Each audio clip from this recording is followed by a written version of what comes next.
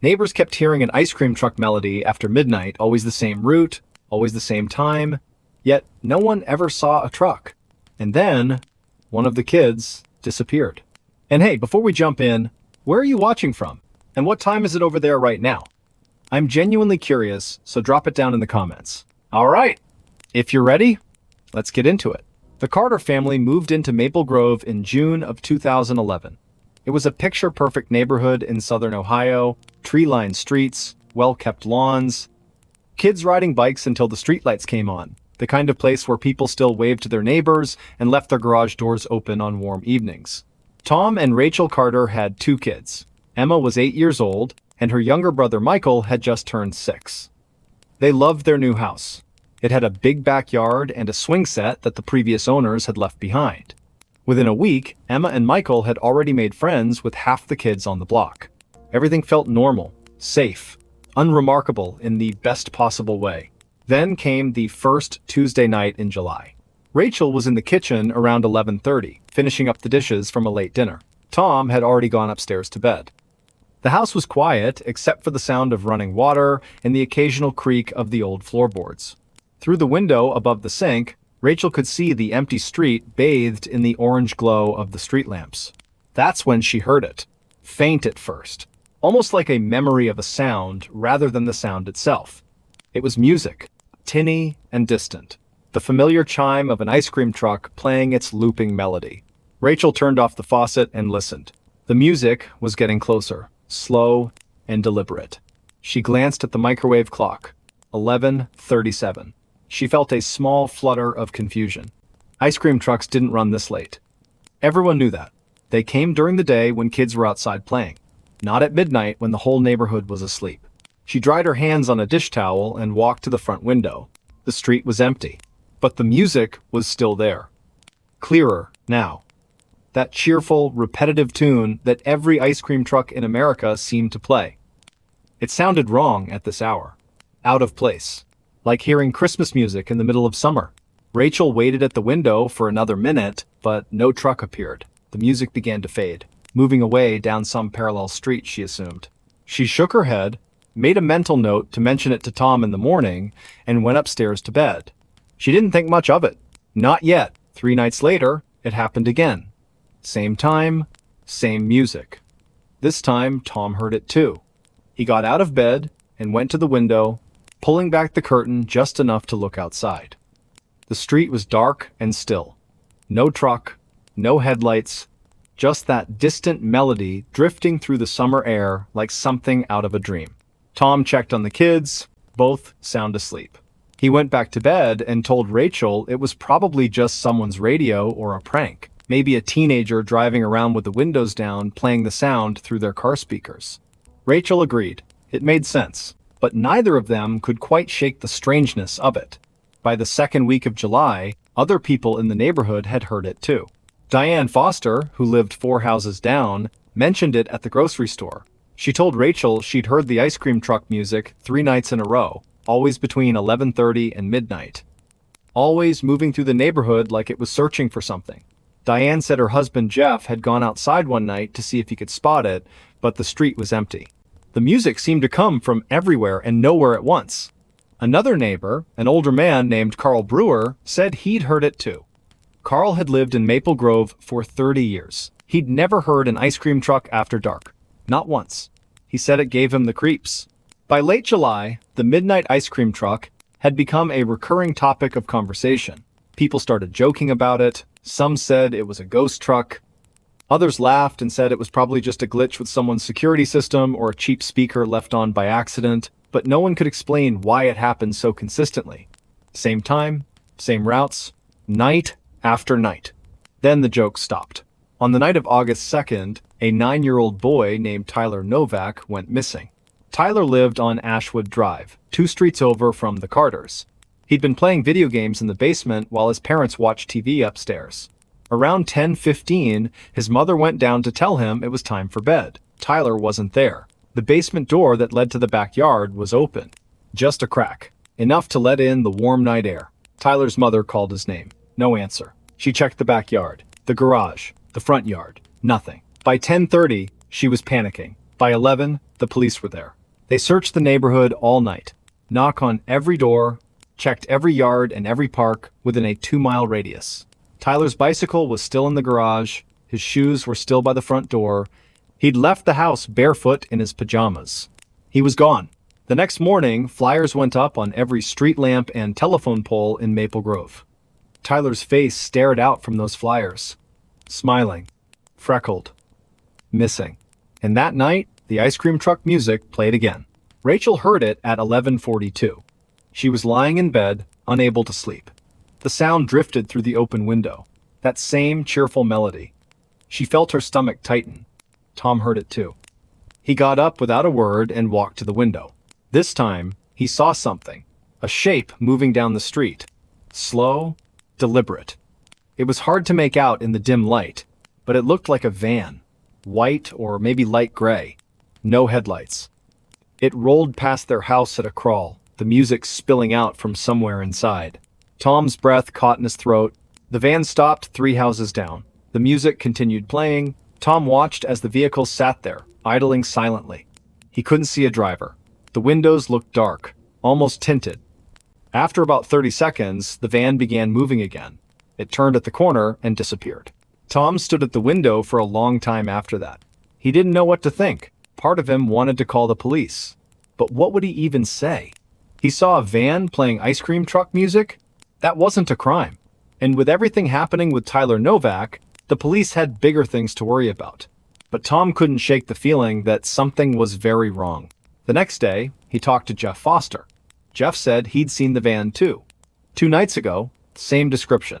White van, no headlights, moving slow through the neighborhood after midnight.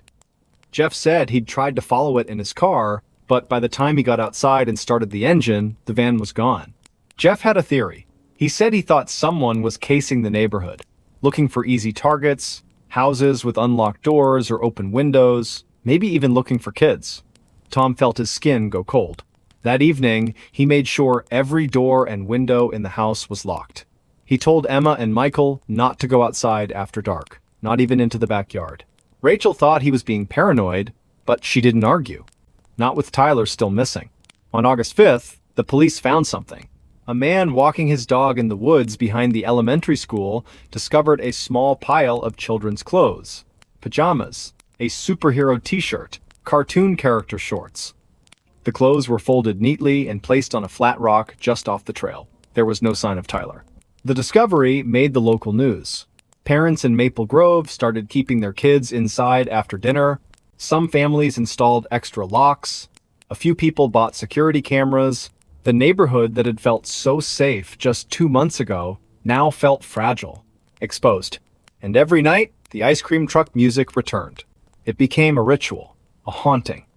The music would start sometime between 11:30 and midnight. It would drift through the streets, slow and deliberate, and then fade away into the distance. Some nights people saw the van, other nights they only heard the music, but it always came. Carl Brewer started keeping a log. He wrote down every night he heard the music and every detail he could remember. He noted the time, the direction it came from, and how long it lasted. By mid-August, he had pages of notes. He took them to the police. The police were polite but dismissive. They said they'd look into it, they said they appreciated Carl's diligence, but they didn't seem particularly concerned. One officer suggested it might be a local teenager pulling a prank. Another said it was probably unrelated to Tyler's disappearance. Carl didn't believe them. He started talking to other neighbors, gathering stories. He found out that people had been hearing strange things for longer than anyone realized. A woman on Birch Street said she'd heard the music back in May. Another family said they'd heard it in April. Each time, it was the same. Late at night, no truck in sight, just that eerie, looping melody. Carl also discovered something else. 6 years earlier, in 2005, there had been another missing child case in a town about 40 miles away. A 7-year-old girl named Sophie Moreno had vanished from her front yard one evening in late summer. She'd been playing with sidewalk chalk while her mother made dinner. When her mother came outside 10 minutes later, Sophie was gone. The case went cold. No leads, no suspects, no body. But several neighbors reported hearing ice cream truck music the night Sophie disappeared. Music that played well after dark. Music that didn't match any truck in the area. Carl brought this information to the police. This time, they listened. They pulled the old case files. They started making connections. 2 missing children, both in the summer, both in quiet neighborhoods, both with reports of late-night ice cream truck music. The investigation expanded. On August 19th, Emma Carter woke up at 2 in the morning. She didn't know why at first. Then, she heard it. Music. Faint and distant, but unmistakable. The ice cream truck melody. She got out of bed and walked to her window. The street outside was dark and still. She pressed her face against the glass and looked down the block. The van was there. It was parked directly under a street lamp about 5 houses away. White, old-looking. The music was coming from inside. Emma could see the shape of someone sitting in the driver's seat. Just sitting there. Not moving. She felt afraid. Then, the person in the van turned their head, slowly, deliberately, and looked right at her window. Emma stumbled backward. Her heart was hammering in her chest. She wanted to scream, but no sound came out. She ran to her parents' room and shook her mother awake. Rachel bolted upright. Emma was pale and shaking. She could barely get the words out. Rachel grabbed Tom, and the 3 of them went to Emma's window. The van was gone, but the music was still playing. Farther away now, fading. Tom called the police. This time, he didn't care how it sounded. He told them everything. The van, the music, the way it had been parked outside their house. The officer on the phone took his information and said they'd send someone to patrol the area. 2 police cars drove through Maple Grove that night. They didn't find anything. The next day, the neighborhood held an emergency meeting at the community center. Nearly every family showed up. People were scared, angry. They wanted answers. They wanted protection. The police chief attended the meeting and tried to reassure everyone. He said they were doing everything they could. He said they had increased patrols. He said there was no evidence linking the ice cream truck music to Tyler's disappearance. But people didn't feel reassured. That night, a group of fathers from the neighborhood organized a watch. They took shifts driving around the streets between 11 and 2 in the morning. They carried flashlights and cell phones. They communicated via a group text chain.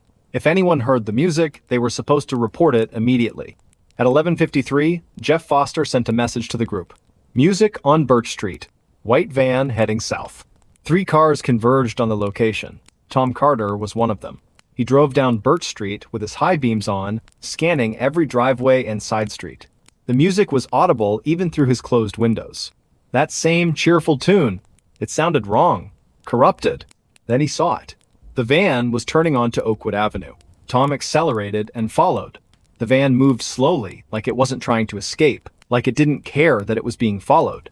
Tom got close enough to read the license plate. He grabbed his phone and took a picture. The van turned again, this time into the parking lot of the old Riverside Park.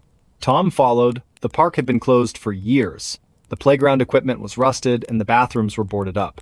No one came here anymore. The van stopped in the far corner of the lot. The music kept playing. Tom stopped his car about 50 feet away. He left the engine running and the headlights on. He could see the van clearly now. It was old, maybe from the 90s. White paint faded and dirty. No company logos, no decorations, just a plain white van with dark windows. Jeff Foster pulled up beside him. 2 other men arrived seconds later. They all got out of their cars. The music stopped. Everything went silent.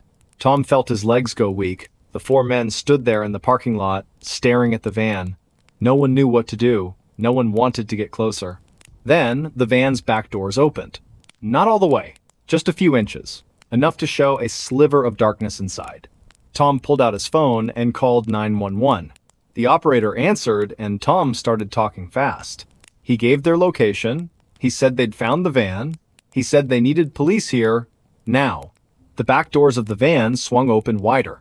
Tom could see inside now. The interior was empty, except for a single object sitting in the middle of the floor. It looked like a speaker, small and black, the kind you could buy at any electronics store. It was connected to a phone with a frayed charging cable. No driver, no person, nothing else. Jeff Foster took a step forward. Tom grabbed his arm and told him to wait, but Jeff pulled free and walked toward the van. The other men followed. Tom stayed back, still on the phone with the operator. Jeff reached the van and looked inside. He stood there for a long moment. Then he turned around, and his face was pale. There was blood on the floor. Not a lot, just a few dark stains near the back corner. Old blood, dried and brown. The police arrived 6 minutes later. They secured the scene and called for backup.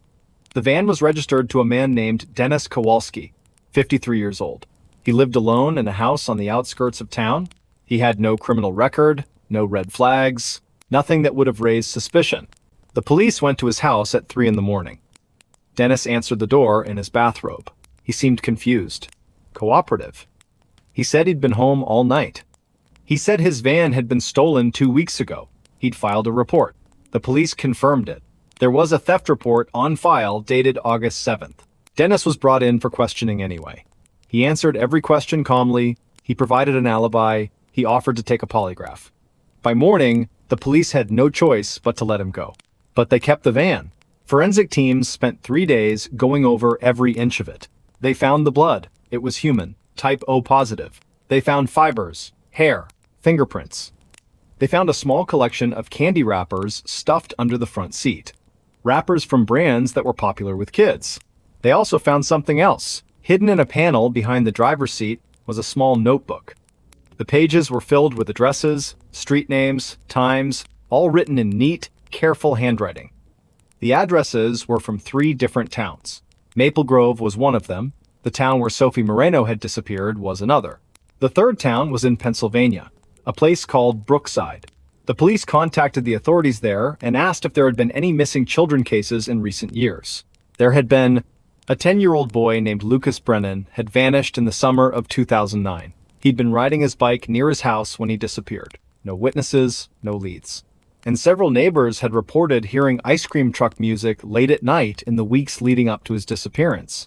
The pattern was undeniable now. The police tracked down the owner of the phone found in the van. It was a burner, untraceable, purchased with cash at a convenience store 3 months earlier.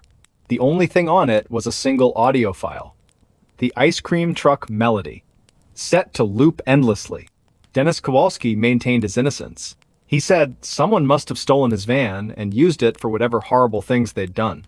The police believed him. Or at least, they couldn't prove otherwise. His alibi held up. His story never changed. And there was no physical evidence linking him to the crimes. The case stalled. Tyler Novak was never found. Neither was Sophie Moreno or Lucas Brennan. The van was processed and stored in an evidence slot. The notebook was analyzed and cross-referenced with dozens of databases. But no suspects emerged. No arrests were made. The ice cream truck music stopped after the van was impounded. Maple Grove went quiet again. Families slowly started to relax. Kids went back outside. But the neighborhood never felt quite the same. There was a shadow over it now. A sense that something terrible had been there and might still be there, just out of sight. Tom and Rachel Carter moved away the following spring. They couldn't stay. Every time they heard a distant siren or saw an unfamiliar car on the street, they felt it again. That cold fear. They packed up and left Maple Grove without looking back.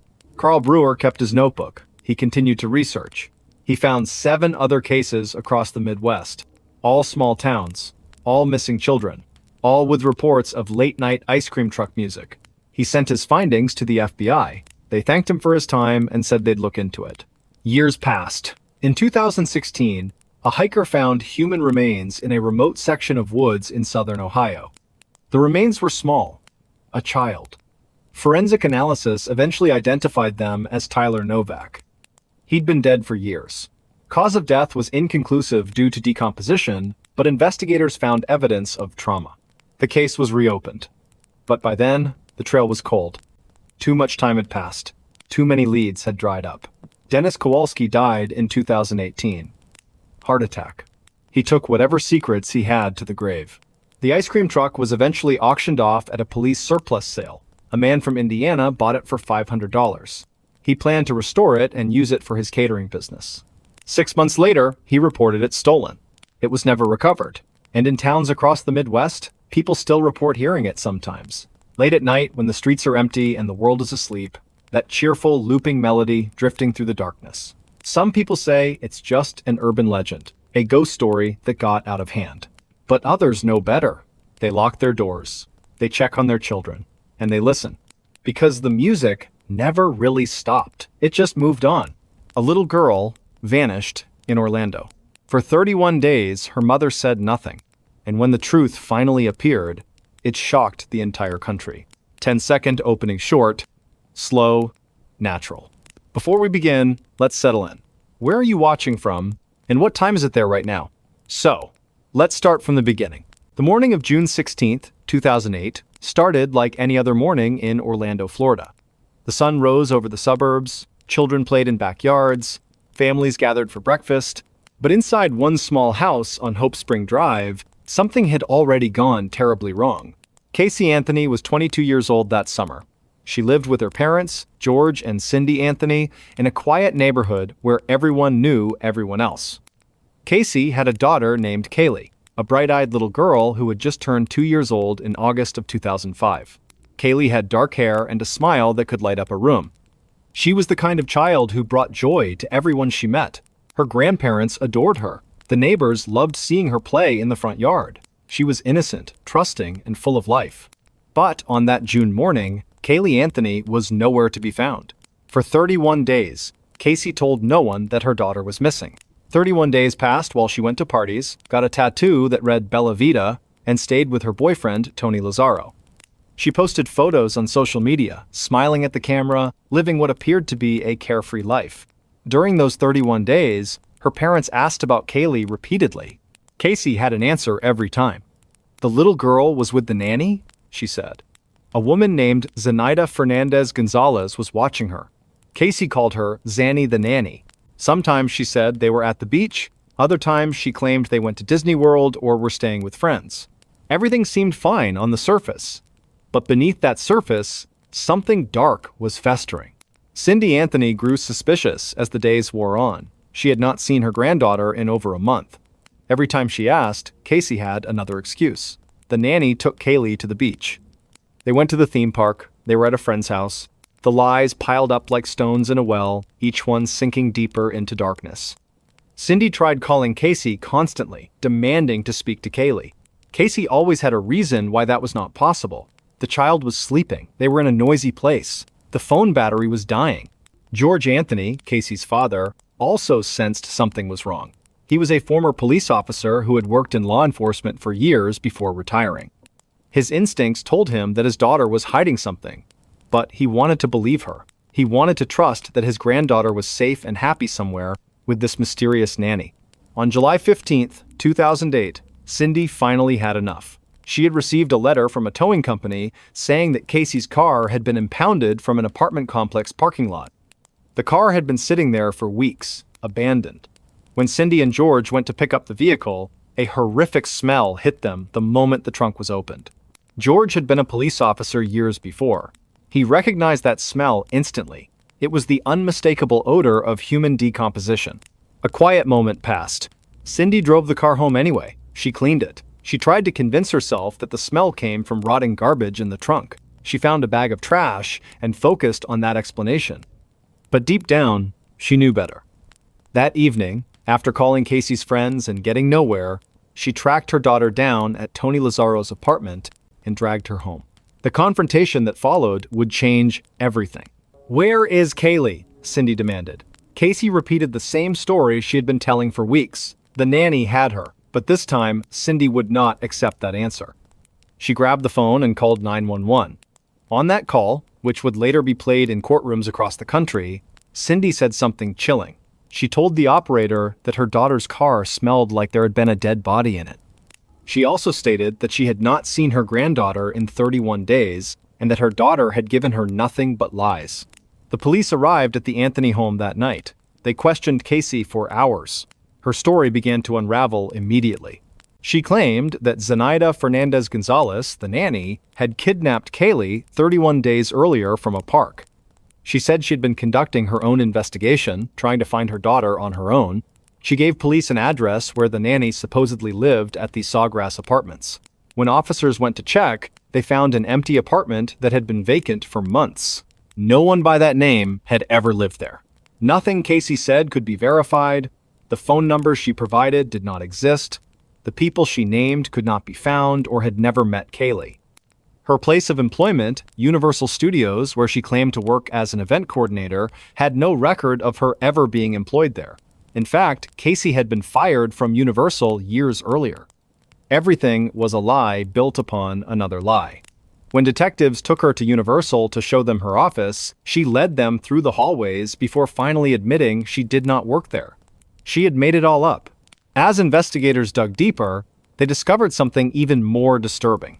Casey's internet search history from March of 2008 showed searches for terms like chloroform, how to make chloroform, and neck breaking.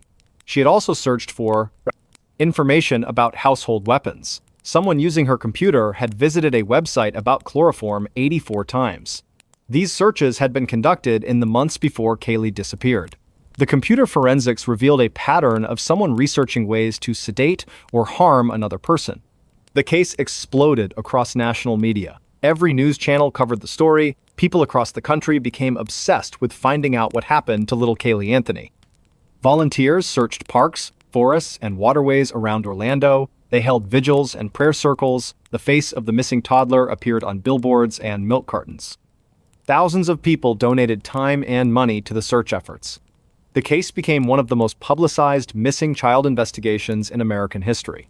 Casey was arrested and charged with child neglect, lying to investigators, and obstruction of justice. She sat in jail while the search for her daughter continued. During this time, she showed little emotion. She did not cry for her missing child. She did not beg for Kaylee's safe return. Her behavior struck investigators and the public as cold and detached. In jailhouse videos, she complained about news coverage and worried about what people were saying about her online. She seemed more concerned with her own image than with finding her daughter. Her parents visited her in jail repeatedly. George and Cindy begged her to tell them where Kaylee was. Casey insisted the child was alive and would be found. She told her mother that she could feel in her heart that Kaylee was close. These conversations were recorded and would later be analyzed by experts and the public. Many people heard manipulation in Casey's voice. Others heard a young woman in deep denial or psychological distress. Months passed with no sign of Kaylee.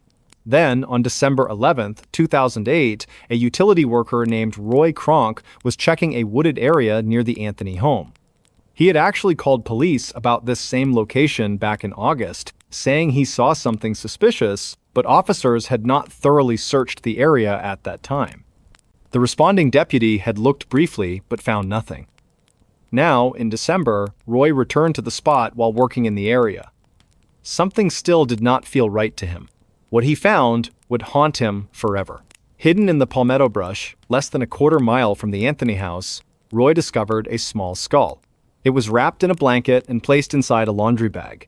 Duct tape covered the mouth area, still adhered to the skull even after months of decomposition. Nearby, investigators found more bones, tiny bones belonging to a child. They also found clothing and a stuffed animal that Kaylee's grandparents recognized immediately.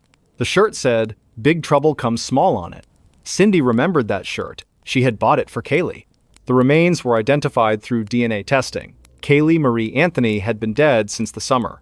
While her mother partied and got tattoos, while volunteers searched day and night, the little girl had been lying in those woods the entire time. She had been there through summer heat and autumn rains. She had been there when her mother sat in jail claiming the child was alive. The location was so close to the house that investigators believed whoever put her there knew the area intimately. Everything went silent. Casey Anthony was charged with first-degree murder. The prosecutors were seeking the death penalty. They argued that she had used chloroform to sedate her daughter, then suffocated her with duct tape. They believed Casey wanted to be free of the responsibility of motherhood. She wanted to party with her friends and live the life of a single woman in her 20s. Kaylee had become an obstacle to that life. So Casey eliminated that obstacle.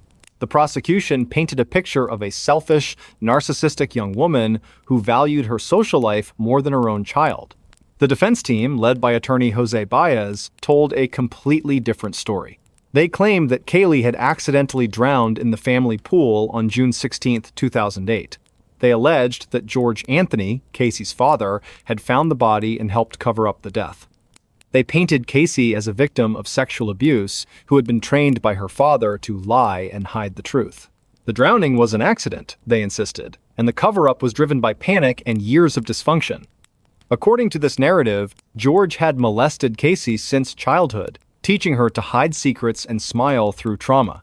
When Kaylee drowned, George allegedly took control and disposed of the body, instructing Casey to act as if nothing had happened. The trial began in May of 2011. It lasted 6 weeks and captivated the nation. Millions of people watched the proceedings on television, major networks provided gavel-to-gavel coverage. People took off work to watch. The evidence presented was disturbing. Forensic experts testified about the smell of decomposition in Casey's car. Air samples taken from the trunk showed chemical signatures consistent with human decomposition. They found traces of chloroform in the trunk. Hair that was microscopically consistent with Kaylee's was discovered there as well, and it showed signs of decomposition, meaning it had come from a dead body rather than naturally shed hair. The prosecution showed the jury those internet searches. They played jailhouse phone calls where Casey seemed more concerned about her boyfriend than her missing daughter. In one call, she snapped at her mother for focusing on finding Kaylee instead of getting Casey out of jail. They presented testimony from friends who said Casey had lied constantly about everything from her job to her parents' health to where Kaylee was. One friend testified that Casey had thrown a party at her boyfriend's apartment while Kaylee was missing. Another described how normal and happy Casey seemed during those 31 days. There were no signs of grief or worry. The duct tape became a central piece of evidence. Prosecutors argued that 3 pieces of tape had been placed over Kaylee's nose and mouth, forming a death mask. The tape was from a roll found at the Anthony home. It had been placed there deliberately to suffocate the child. But the defense countered that the tape could have been placed on the body after death, possibly by someone staging the scene. They brought in experts who questioned whether the tape had actually been on the face at all, suggesting it might have moved during decomposition. But the defense created reasonable doubt. They pointed out that the cause of death could not be determined because the body had decomposed so severely. The medical examiner ruled the manner of death as homicide, but could not say exactly how Kaylee died. No chloroform was found in the remains. No physical trauma was visible on the bones. The defense challenged the forensic evidence, bringing in their own experts to dispute the prosecution's claims. One defense expert said the air sample testing was junk science. Another claimed the hair evidence was inconclusive. They reminded the jury that no one actually saw what happened to Kaylee on June 16, 2008. Jose Baez delivered a powerful closing argument. He told the jury that Casey was a flawed person, a liar, but not a murderer. He said the state had not proven how Kaylee died or who killed her. He hammered on the lack of physical evidence directly tying Casey to murder. He reminded them that in America, you cannot convict someone based on suspicion or dislike. You need proof beyond a reasonable doubt. On July 5, 2011, after less than 11 hours of deliberation, the jury reached a verdict. The courtroom was packed. Media from around the world waited outside. People held their breath as the verdicts were read. Not guilty of first-degree murder. Not guilty of aggravated child abuse. Not guilty of aggravated manslaughter. Casey Anthony was convicted only on 4 misdemeanor counts of lying to law enforcement. The courtroom erupted. People gasped and cried. Outside the courthouse, crowds screamed in anger. Some people sobbed, others shouted that the jury had failed Kaylee. The verdict shocked the nation. It became one of the most controversial decisions in modern American legal history. Several jurors later spoke about their decision. They said they believed Casey was probably involved in Kaylee's death somehow, but the prosecution had not proven murder. They felt sick about letting her go, but they had taken an oath to follow the law. Without knowing the cause of death or having direct evidence of murder, they could not, in good conscience, vote guilty on the serious charges. The reasonable doubt had been planted too deeply. Casey walked out of jail on July 17, 2011, after serving nearly 3 years. She disappeared from public view, living in various locations under different circumstances. She stayed with her attorney for a while. She gave one interview years later where she maintained her innocence and suggested that Kaylee's death might have been an accident that snowballed out of control. The public remained divided. Some believed she got away with murder. Others thought she was a scapegoat for a tragic accident. Most agreed the truth remained hidden. The case remained one of the most controversial verdicts in American legal history. It sparked debates about the justice system, media coverage of trials, and the burden of proof in criminal cases. Law schools studied it, television shows analyzed it, books were written about it, everyone had an opinion. Kaylee Marie Anthony would have been 17 years old today. She never got to grow up, never went to her first day of school, never celebrated another birthday. She was 2 years old when her life ended in the summer of 2008. Her death occurred in a home where she should have been safe, protected by the people who were supposed to love her most. What really happened in that house on Hope Spring Drive may never be fully known. The only certainty is that a little girl died and someone knows the truth. Whether justice was served remains a question that divides people to this day. The case of Kaylee Anthony stands as a reminder that sometimes the darkest crimes happen in the brightest suburban neighborhoods, and sometimes the truth stays buried even when the secrets are finally exposed. The system is designed to protect the innocent, but sometimes that same system lets the guilty walk free. The story does not end with a neat conclusion because the truth never emerged. There was no confession, no final revelation, no moment of justice that satisfied the millions who followed the case. There was only a little girl's remains found in the woods, a mother who showed no grief, and a jury that could not convict without certainty. The rest is speculation, anger, and a haunting question that will never be answered.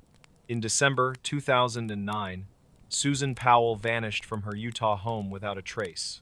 What began as a simple missing person case soon uncovered something far darker: a husband's obsession, a father's twisted desires, and a family destroyed by secrets no one saw coming.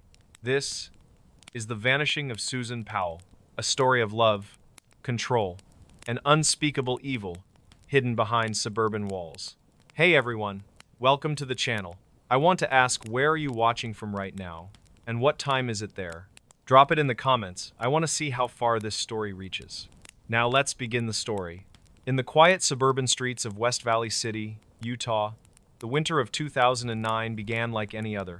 Families decorated their homes with Christmas lights. Children played in the snow, and life moved forward with predictable routine. But on the morning of December 7th, 2009, something happened that would shatter one family forever and create a mystery so dark, so twisted, that it would haunt investigators for years to come. This is the story of Susan Powell, a young mother of two who vanished without a trace, and the horrifying truth that slowly emerged about the man she called her husband. Susan Cox Powell was 28 years old, a devoted mother to her two young sons, Charlie, age 4, and Braden, age 2. She was known by friends and family as sweet, caring, and deeply religious. She had a beautiful smile and an infectious laugh. She worked as a financial analyst and seemed to have built a good life. But behind closed doors, Susan's marriage to her husband, Josh Powell, was crumbling. According to her personal journals, which would later be discovered, Susan had been living in fear. She wrote extensively about Josh's controlling behavior, his volatile temper, and his increasingly bizarre obsession with her. But the most disturbing entries in her journal weren't about Josh alone. They were about Josh's father, Stephen Powell, a man whose presence in their lives had become suffocating and sinister. Stephen Powell was not a typical father-in-law. He was a man with dark, twisted obsessions. He had moved into Josh and Susan's home, and according to Susan's writings, he had developed an inappropriate and frightening fixation on her. She described how Stephen would stare at her constantly, how he would record her without permission, and how he made sexually suggestive comments that made her skin crawl. Investigators would later discover that Stephen had thousands of images of Susan on his computer. Photos taken secretly, some zoomed in on intimate parts of her body. He had journals filled with sexual fantasies about her. This was not just a man who made his daughter-in-law uncomfortable. This was a predator living under the same roof as his victim. Susan had confided in close friends about the situation. She told them that Stephen had even sung songs to her, original compositions that were disturbingly romantic and sexual in nature. He would perform them in front of Josh, who seemed either oblivious or simply didn't care. Susan felt trapped. She had no privacy in her own home. She couldn't shower, couldn't change clothes, couldn't have a moment to herself without feeling Stephen's eyes on her. She documented everything in her journal, And in one particularly chilling entry dated several months before her disappearance, Susan wrote, "If I die, it may not be an accident, even if it looks like one. Take care of my boys." The financial situation in the Powell household was dire. Josh had recently lost his job, though he hadn't told Susan right away. He would leave the house each morning pretending to go to work, but instead he was spending hours at the library, using the internet, or sitting in his car. The family was drowning in debt. Their house was in foreclosure. Susan was the sole breadwinner, and the stress was overwhelming. She had begun making plans to leave Josh, to take her boys and start over. She had contacted a divorce attorney and was preparing to file papers after the holidays. She wanted to give her sons one last normal Christmas before everything changed. But she would never get that chance. On the night of December 6th, 2009, Susan put her sons to bed, just like she did every night. She had just returned from church, and neighbors reported seeing the lights on in the Powell home around 8 p.m. That was the last confirmed sighting of Susan Powell alive. The next morning, Josh Powell called his family from the road. He said he had taken the boys on a spontaneous camping trip in the middle of the night, in freezing temperatures, in a blizzard. He claimed Susan had been at home when they left and that he assumed she had gone to work.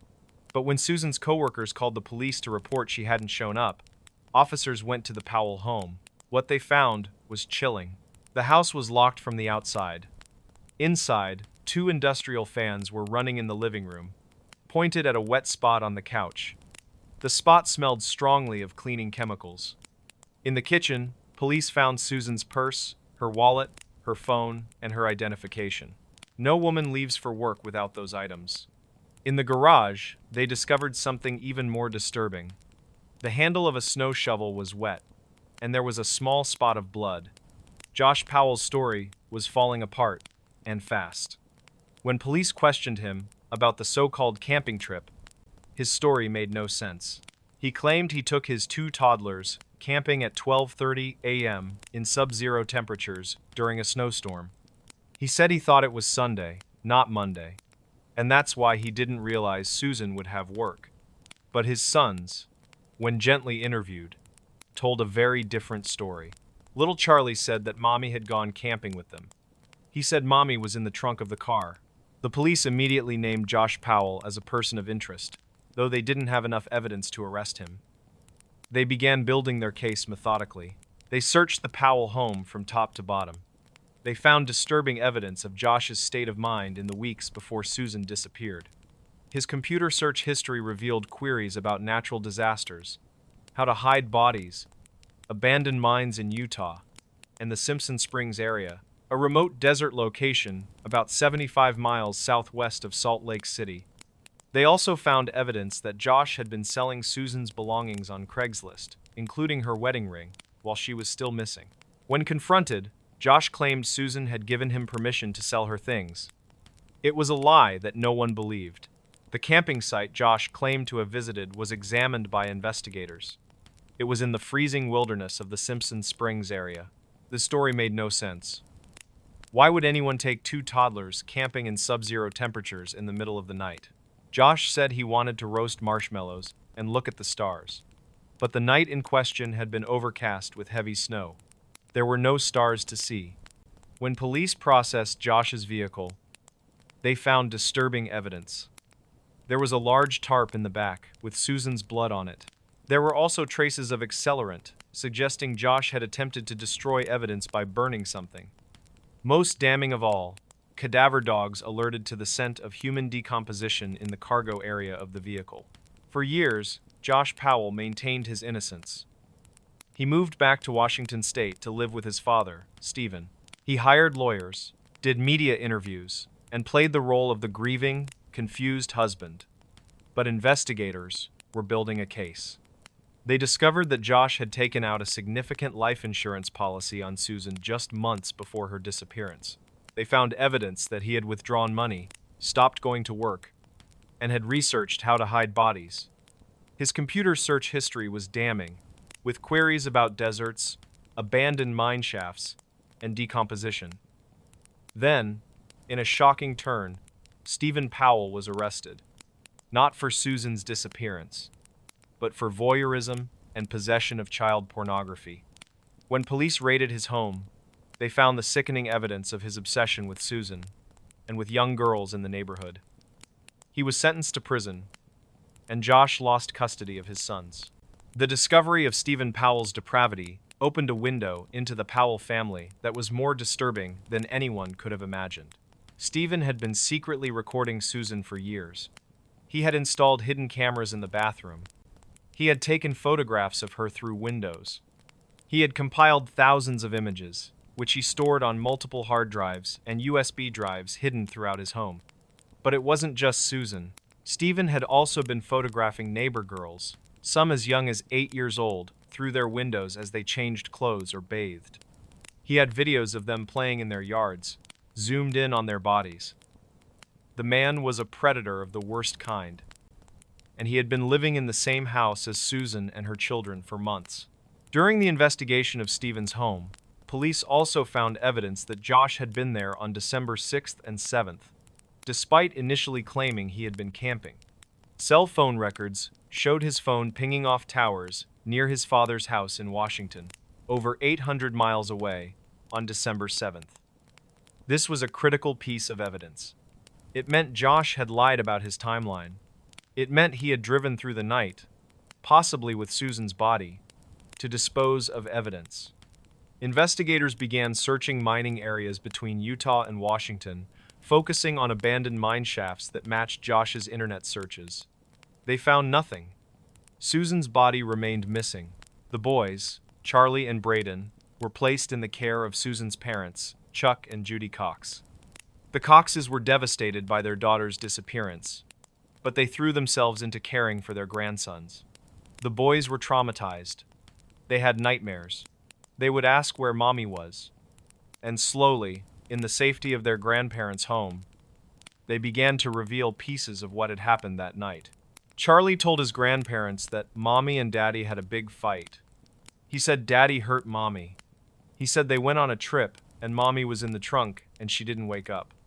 These statements were heartbreaking, but they weren't enough for prosecutors to charge Josh Powell with murder. They needed a body. They needed more evidence, and Josh knew it. Social workers arranged supervised visits for Josh to see his sons, hoping that one day he might tell the truth about what happened to their mother. But Josh Powell had other plans. In the months leading up to February 2012, Josh's behavior became increasingly erratic. He sold his possessions. He sent goodbye emails to family members. He wrote letters to his pastor. He was preparing for something, and the people around him were growing concerned. On February 5th, 2012, a social worker named Elizabeth Griffin Hall brought Charlie and Braden to Josh's rental home for a scheduled visit. The moment the boys ran up to the door, excited to see their father, Josh let them inside and then slammed the door in Elizabeth's face, locking it. She immediately smelled gasoline. She pounded on the door, shouting for Josh to open it. He didn't respond. She ran back to her car and called 911. The 911 call is one of the most harrowing pieces of audio ever recorded. Elizabeth is frantic, screaming that something is wrong, that she can smell gasoline, that Josh has locked her out with the children inside. The dispatcher doesn't seem to understand the urgency. Elizabeth shouts, "He won't let me in the door. I'm afraid for the kids. He took them from me and locked me out." The dispatcher calmly asks for the address, asks what the emergency is, treats it like a routine custody dispute. Elizabeth screams, "I need help now. This is an emergency. The kids are in danger." Still, the dispatcher doesn't send units with urgency. Precious minutes tick by. And then, in an explosion that could be heard for blocks, Josh Powell set his house on fire with himself and his 2 sons inside. Charlie and Braden Powell, ages 7 and 5, died of smoke inhalation and burns. Investigators later determined that Josh had attacked both boys with a hatchet before igniting the gasoline he had poured throughout the house. The boys suffered blunt force trauma to their heads and necks.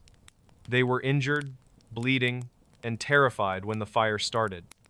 Josh died from a self-inflicted hatchet wound to the head before the fire consumed him. It was a murder-suicide of unimaginable cruelty, a final act of control and rage from a man who had lost everything. In the ruins of the home, investigators found explicit photos Josh had taken of his sons, evidence of sexual abuse. They also found journals, letters, and emails that confirmed what everyone had feared. Josh Powell had murdered Susan. He had killed her that December night, likely in their home, and disposed of her body in one of the abandoned mine shafts he had researched in the remote Utah desert. The aftermath of the tragedy was devastating. The 911 dispatcher, who failed to respond appropriately, was later fired after an internal investigation. Elizabeth Griffin Hall, the social worker who had tried desperately to save those boys, was traumatized. She filed a lawsuit against the state, arguing that she had been put in an impossible situation and that warning signs about Josh's mental state had been ignored. Chuck and Judy Cox, who had lost their daughter and now their grandsons, became advocates for domestic violence victims and for reforming the family court system that they believed had failed to protect their grandsons. To this day, Susan Powell's body has never been found. Her family holds out hope that one day, someone will discover her remains and bring her home. The case remains open, but the truth is clear. Susan Powell was murdered by her husband, a man consumed by control, obsession, and rage, enabled by a father whose own depravity knew no bounds. This story is not just about a woman who vanished. It's about the insidious nature of domestic abuse, the warning signs that are ignored, and the unimaginable evil that can lurk behind the facade of a normal suburban family. Susan Powell wrote in her journal that if anything happened to her, it would not be an accident. She knew. And tragically, she was right. Halloween. For most kids, it's the greatest night of the year. A night of pure magic, costumes, and collecting so much candy your parents will be rationing it until Christmas. But on October 31st, 1974, in the quiet suburb of Deer Park, Texas, one father turned this beloved tradition into a weapon. Mr. Fallon tells the story of Ronald Clark O'Brien, the man who would forever be known as the Candyman, and the night he poisoned his own son for money. Ronald O'Brien was a 30-year-old optician living in Deer Park with his wife Daneen and their two children, 8-year-old Timothy and 5-year-old Elizabeth. To his neighbors, Ronald seemed like a perfectly normal family man. He was tall, clean-cut, wore thick framed glasses that gave him an intellectual appearance, and he had a pleasant, charming demeanor. He sang in the church choir at the Second Baptist Church of Pasadena, was active in the community, and appeared to be a devoted father who doted on his children. His wife Daneen was a homemaker who took care of their two young children in their modest single-story home. From the outside, they looked like the perfect American family living the suburban dream. But behind this carefully constructed facade of suburban normalcy, Ronald was drowning in a sea of debt and desperation. Ronald O'Brien was a failure in every sense of the word. In the 10 years leading up to Halloween, 1974, he had held 21 different jobs, unable to keep any of them for long. He was fired from positions as an optician, a projectionist, and various other roles for incompetence, theft, and constant tardiness. He would borrow money from colleagues and never pay it back. He wrote bad checks that bounced repeatedly. He was chronically late on every bill, every payment, every financial obligation. By October 1974, Ronald was over $100,000 in debt, the equivalent of about $640,000 in today's money. He owed thousands to multiple creditors. His house was about to be foreclosed on, and his car was on the verge of being repossessed. Collection agencies called his home constantly. He was being threatened with lawsuits from multiple directions. His wife had no idea how bad things had gotten because Ronald had hidden the extent of their financial ruin from her. But Ronald had a plan. It was a plan so dark, so monstrous, that it would shock the entire nation. In the months leading up to Halloween, 1974, Ronald began taking out life insurance policies on his children. He purchased policies from multiple companies, using different agents so no single person would realize the total amount of coverage he was accumulating. By October, he had over $60,000 in life insurance policies on Timothy and Elizabeth, with himself listed as the sole beneficiary. Some of these policies had been purchased as recently as January of that year. Others were taken out mere weeks before Halloween. Ronald even called insurance companies to ask specific questions about how quickly beneficiaries typically receive payouts after a death, and whether there would be any delays if the death was accidental versus natural causes. These calls would later become crucial evidence against him. On Halloween night 1974, Ronald took Timothy and Elizabeth trick-or-treating, along with two neighborhood friends, 10-year-old Mark Bates and 11-year-old Mark Donahoe, and Mark Donahoe's father, Jim Bates. The group met up around 7 o'clock in the evening as the sun was setting, casting long orange shadows across the suburban streets. The children were excited, their pillowcases and plastic pumpkin buckets ready to be filled with candy. Timothy was dressed as a Planet of the Apes character, his favorite movie at the time. Little Elizabeth wore a cheerful costume, and the neighborhood children were dressed in the typical assortment of ghosts, witches, and superheroes. The fathers walked behind the group of children as they ran excitedly from house to house, their voices ringing out in the traditional chorus of "Trick or Treat." They walked through the darkening streets of Deer Park, stopping at house after house. The evening was cool but pleasant, perfect weather for trick-or-treating. At around 9 o'clock, they approached a house that had its porch light on, indicating the residents were participating in Halloween. The children ran up to the door and rang the doorbell. They waited. They rang again, but no one answered. The porch light was on, but the house was dark inside and completely silent. After a minute or two, the group gave up and moved on to the next house, the children already forgetting about it. But Ronald lingered behind. Jim Bates, who was walking with the group, noticed that Ronald had fallen back and was no longer with them. When Ronald caught up with the group a few minutes later, he was carrying 5 pixie sticks, those long paper tubes filled with colorful, sweet, and sour powder that kids loved in the 1970 seconds. These particular pixie sticks were 21 inches long, much larger than the typical ones you'd find in a store. Ronald told the group that he had gone back to that house where no one had answered, and this time a man had cracked open the door without turning on any lights. According to Ronald's story, this mysterious man had wordlessly handed him 5 giant pixie sticks through the barely opened door.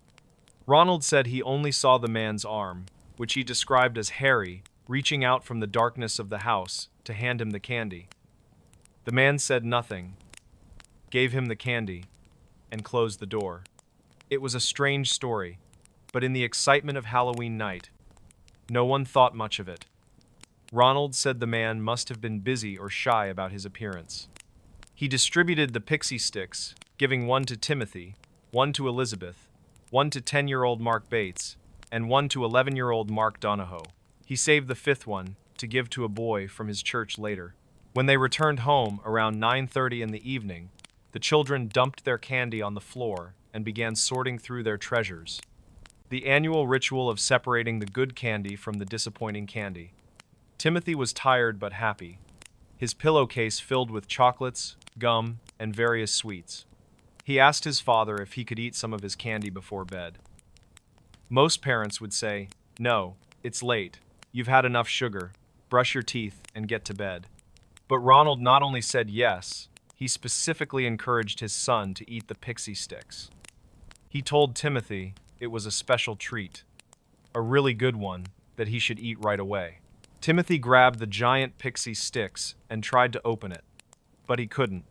The top had been stapled shut with heavy-duty staples, which was very unusual. Pixie sticks came sealed at the factory with crimped paper ends, not staples. Ronald took the tube from his son and helped him open it, tearing away the staples at the top. Timothy poured the powder into his mouth. Within seconds, his face contorted. He began complaining that the candy tasted bitter and strange, not sweet like it was supposed to. He told his father something was wrong with it, that it tasted terrible. Ronald quickly got him a glass of Kool-Aid to wash away the taste, telling him to drink it fast.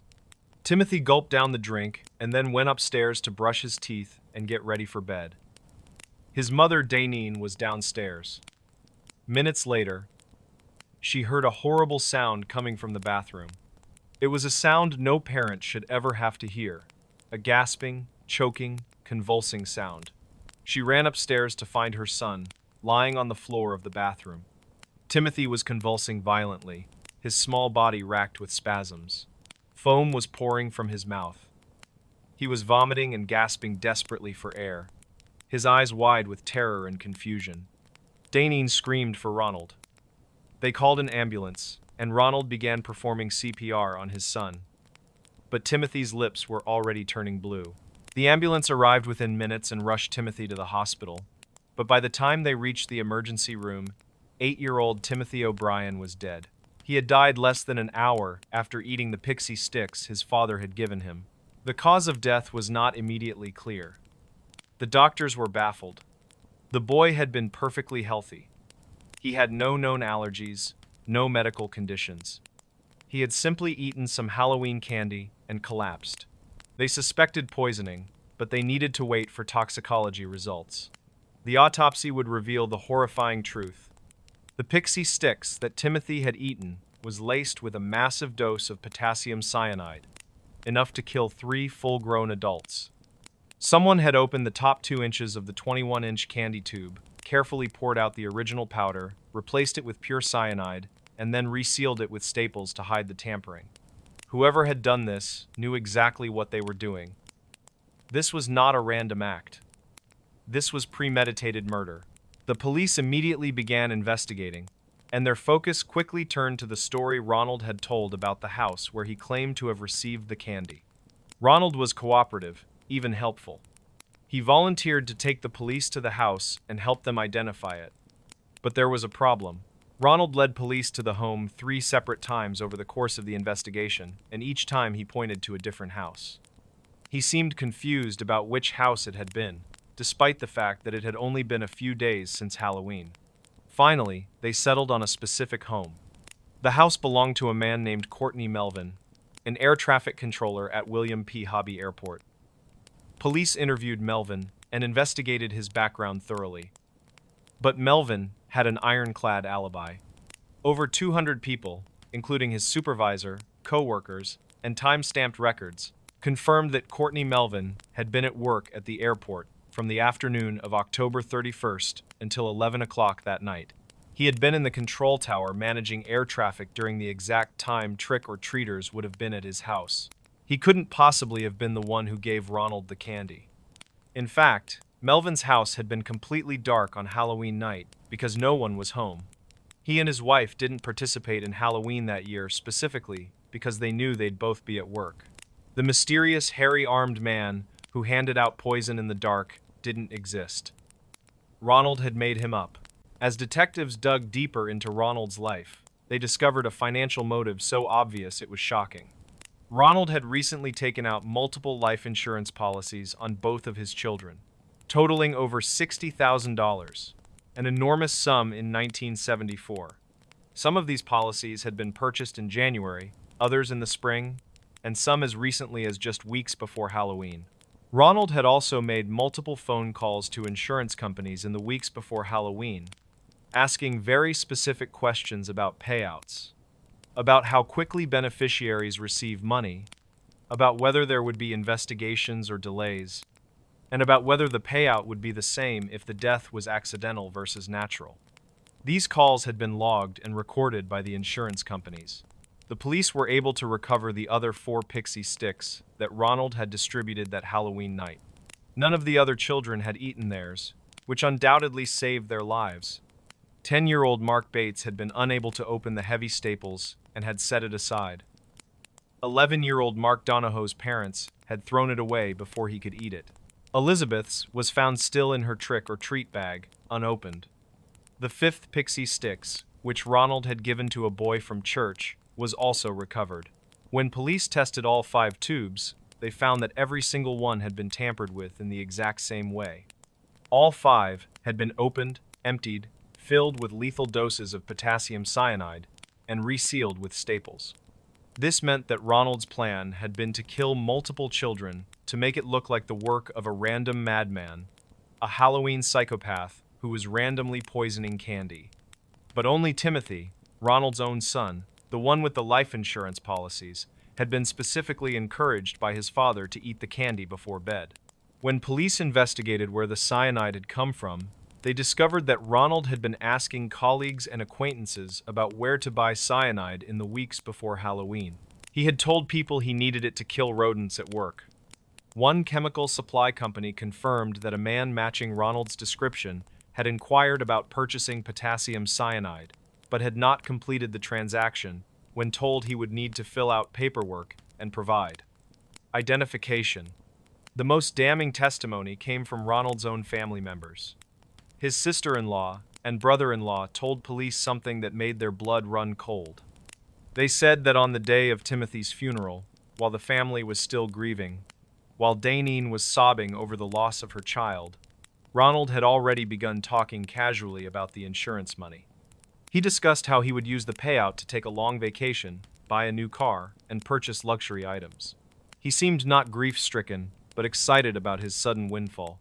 His wife, Daneen, shattered his defense when she testified at trial. She told the court that Timothy had not chosen the pixie sticks on his own, or asked for it specifically. Ronald had specifically selected it from Timothy's candy bag and insisted that his son eat it right away before bed, which was completely out of character. She also testified that Ronald had seemed strangely calm and unsurprised when Timothy collapsed, and that his performance of CPR had seemed almost theatrical, like he was going through the motions for show. The evidence was overwhelming. Ronald Clark O'Brien had murdered his own 8-year-old son in cold blood for insurance money, using Halloween as his cover. He had tried to make it look like the work of a random madman, exploiting every parent's worst fear about poisoned Halloween candy to disguise his own monstrous crime. His plan had been to kill multiple children to disguise his true target, his own flesh and blood, the boy who called him daddy and trusted him completely. On June 3rd, 1975, it took a jury only 46 minutes to find Ronald O'Brien guilty of capital murder and 4 counts of attempted murder. He was sentenced to death. During his time on death row at the Ellis unit in Huntsville, Texas, he maintained his innocence, claiming he was the victim of the same urban legend he had tried to exploit. He even suggested that perhaps his son had somehow gotten the poisoned candy from someone else, despite all evidence pointing directly to him. But no one believed him. The evidence was too clear, the motive too obvious, the planning too deliberate. On March 31st, 1984, nearly 10 years after he murdered his son, Ronald Clark O'Brien was executed by lethal injection at the Texas State Penitentiary in Huntsville. Outside the prison, a crowd of 300 people gathered, many of them wearing Halloween costumes in a macabre display. Some people were handing out pixie sticks to reporters in a grim celebration of justice. People carried signs that read "Trick or Treat" and counted down the final minutes of his life. When Ronald was pronounced dead at 12:48 a.m., the crowd outside erupted in cheers. Ronald O'Brien's crime had a lasting impact that reached far beyond his own family and changed American culture forever. Before 1974, stories of poisoned Halloween candy were just that. Stories. Urban legends, with no basis in reality.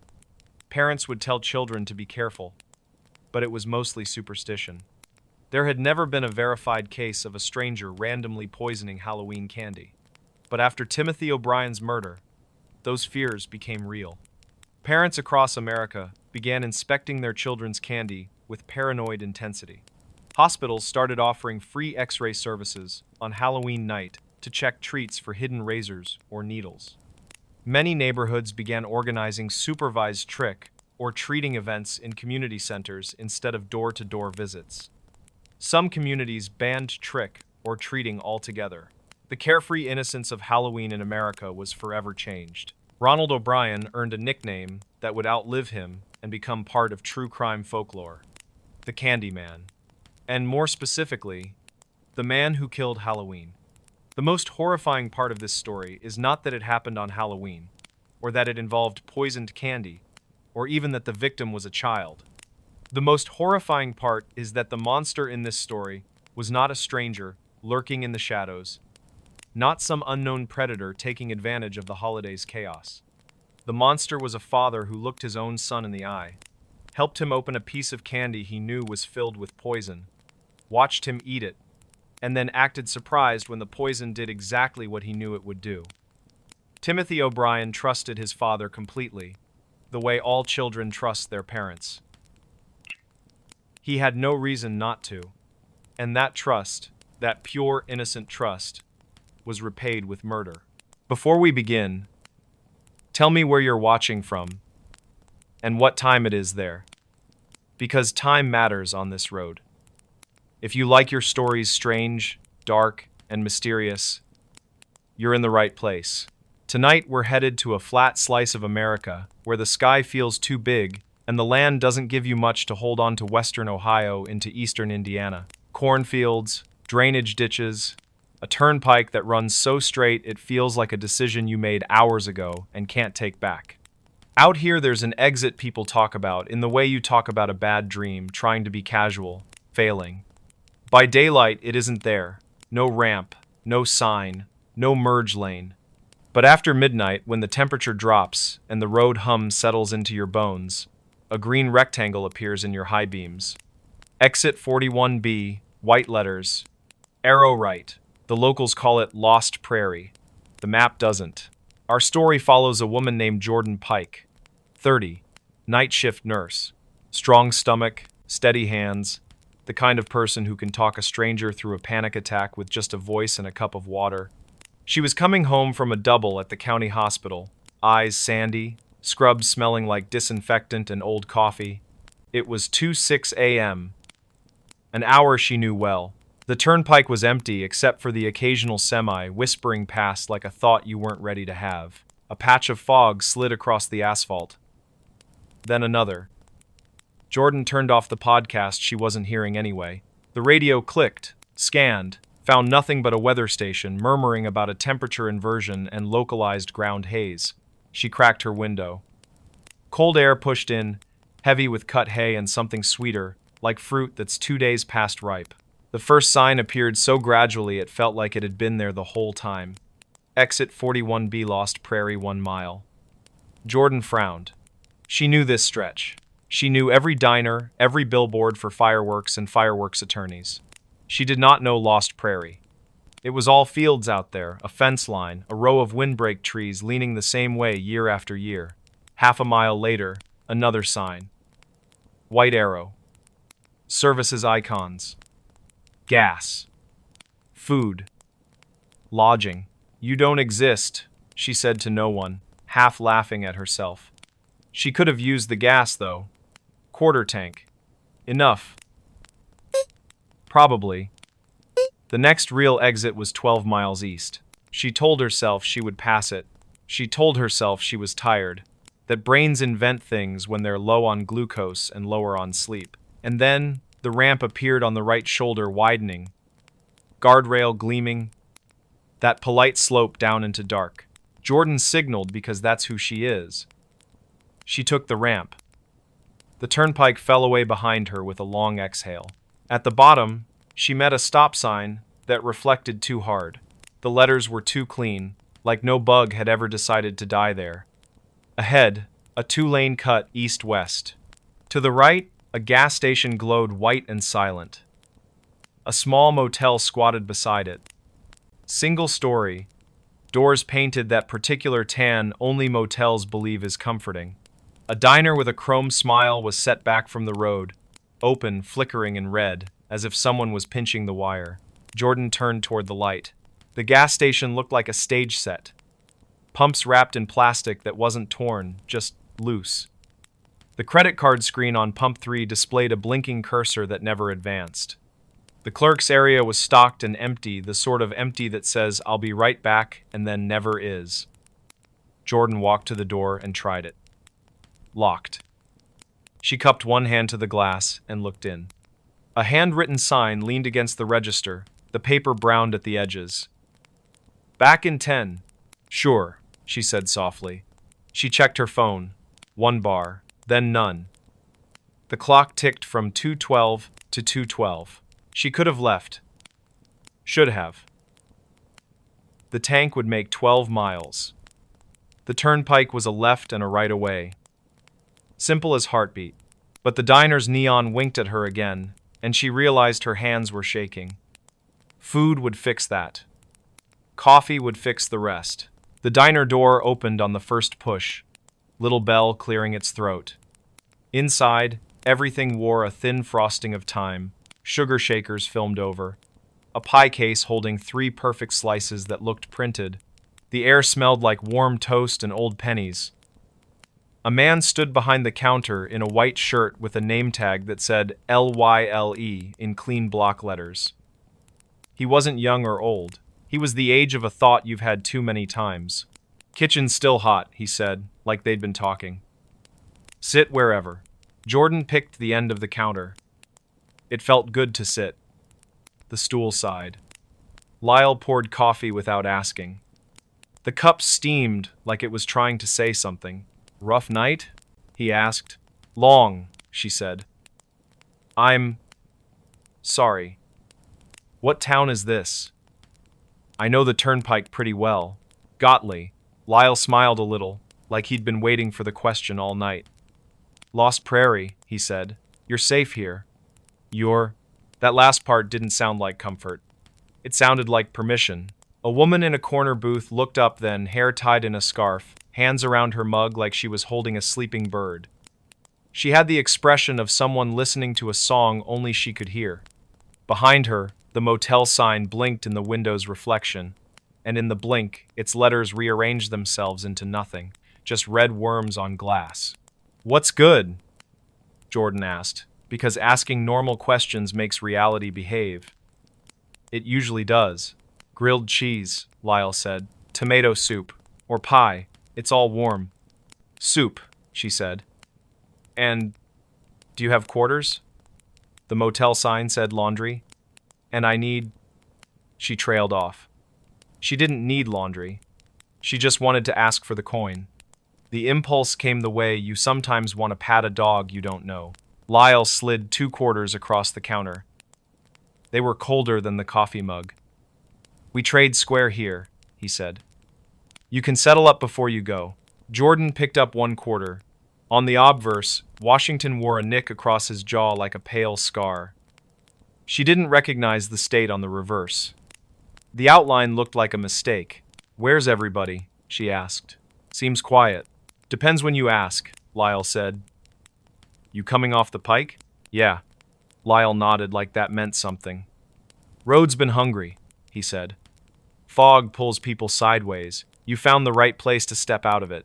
The soup came the right red, steam curling, a skin forming and breaking like a memory. Jordan ate. The heat steadied her. Lyle didn't hover. The woman in the booth hummed without opening her mouth. At some point, Jordan realized the coffee didn't cool. It stayed at that first sip temperature no matter how long she let the conversation, and the spoon tricked the clock. She checked her phone again. 2:12. Again. 2:12. Can I ask you something weird? She said. Lyle tipped his head. How do I get back on the turnpike? The question sounded too heavy. She felt suddenly stupid for asking it. Like asking a lake how to be less wet. Same way you came, Lyle said. Left at the light, up the ramp. But don't look at the sign. Let it look at you. And when you merge, don't check your mirrors right away. The road doesn't like to be watched. Leaving. That's weird, he finished for her. Yeah, Jordan paid. The quarters clinked against the counter and sounded like they'd dropped too far. She stood. The bell at the door cleared its throat again as she left. Outside, the fog had thickened. Shapes moved in it, not bodies. Exactly. Suggestions. The motel's doors were all closed.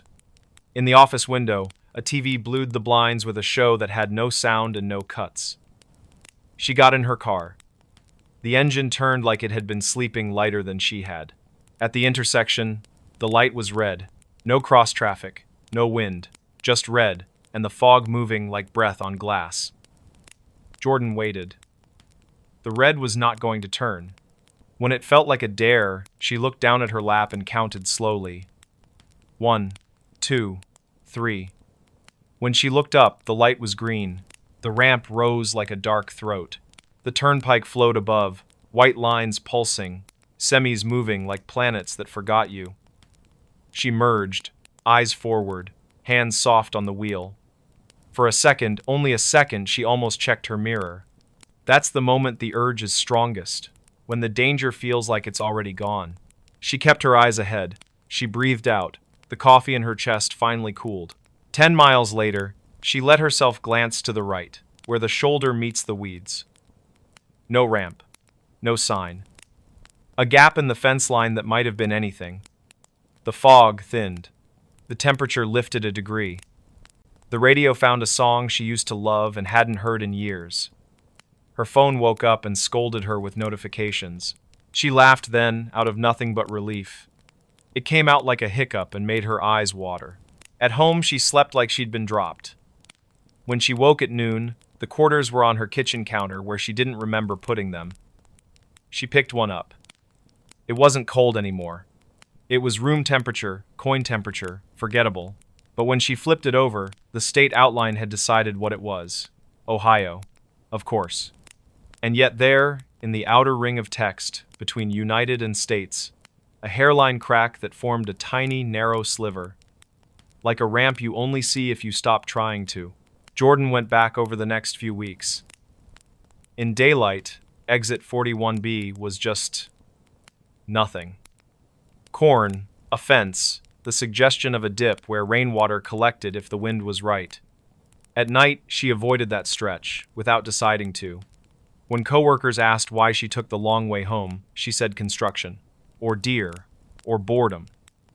You don't talk about a place like that unless you know the person hearing you won't try to go see it for themselves. People will tell you America is all mapped, that there are no blank spaces left, only smaller and smaller unknowns squeezed into the drainage ditches of the interstate. That's true, mostly. But some exits aren't for everyone. They're for the ones the road would like to keep, just for a minute, until the fog decides it's bored of you.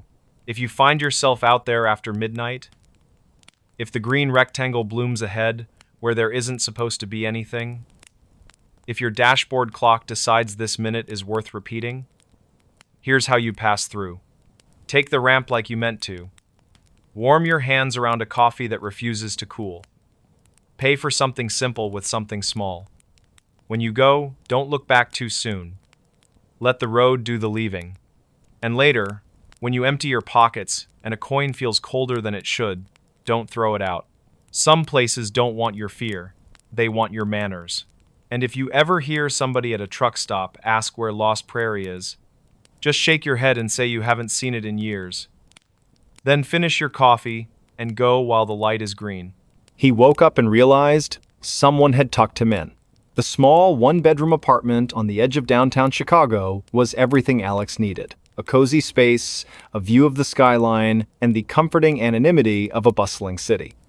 He was a creature of habit, a man who lived a solitary and predictable life. He worked long hours as a data analyst, and his evenings were a quiet rhythm of takeout, a good book, and a sound sleep. His bed was his sanctuary, a place of peace and rest after a long day of numbers and spreadsheets.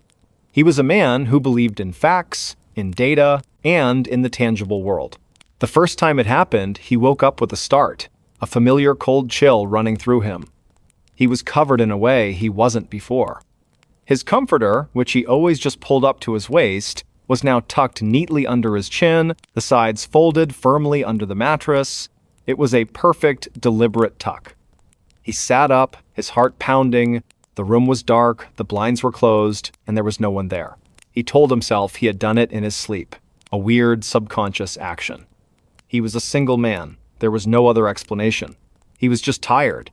He pulled the covers off, untucked the corners, and went back to sleep. The next morning, it happened again. The comforter was tucked neatly under his chin, the sides firmly secured. This time, he was more than just confused. He was unsettled. He lived alone. The door was locked, the windows were sealed. He had no pets. He spent the entire day at work in a state of unease, his mind replaying the image of the perfectly tucked blanket. He couldn't shake the feeling of an unseen presence in his bedroom. That night, he decided to do something about it. He bought a motion-activated camera, a small, discreet one, and placed it on his nightstand, pointing directly at his bed. He wanted proof. He wanted to see himself, in the middle of the night, tucking himself in like a child.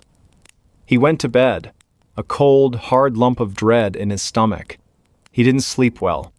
He woke up at every creak of the floorboards, every distant siren, convinced he would catch the culprit in the act. But he never saw anything. In the morning, he checked the camera footage. He fast-forwarded through the video, watching his sleeping form, the slow rise and fall of his chest. He watched for hours, his eyes glued to the screen. At 3:17 a.m., the camera's red light flickered on. He was sleeping soundly. The blanket was just over his waist, as he had left it. Then he saw it. A faint shadow, a fleeting ripple of air, seemed to pass over his bed. The comforter, without a single visible hand to guide it, slowly began to move. The sides folded under the mattress, a perfect tuck. The top of the comforter was pulled up, just to his chin. The motion was slow, deliberate, and silent. There was no one there. Just a shadow, a presence, a force that was tucking him in. Alex's breath hitched in his throat. He went back to the footage, watched it again and again, hoping it was a glitch, a trick of the light. But it wasn't. The motion was too fluid, too purposeful. It was an entity, a thing that was entering his room, not to scare him, not to harm him, but to perform a quiet domestic act. It was tucking him in. The terror of a monster was replaced by a more insidious, a more profound kind of fear. The fear of something that was a part of his life. A silent, unseen companion that watched him sleep and cared for him in its own chilling way. He couldn't stay in the apartment anymore. The feeling of being watched was too much to bear. He didn't tell his friends or family why he was moving. How could he explain that he was leaving his home because a ghost was tucking him in?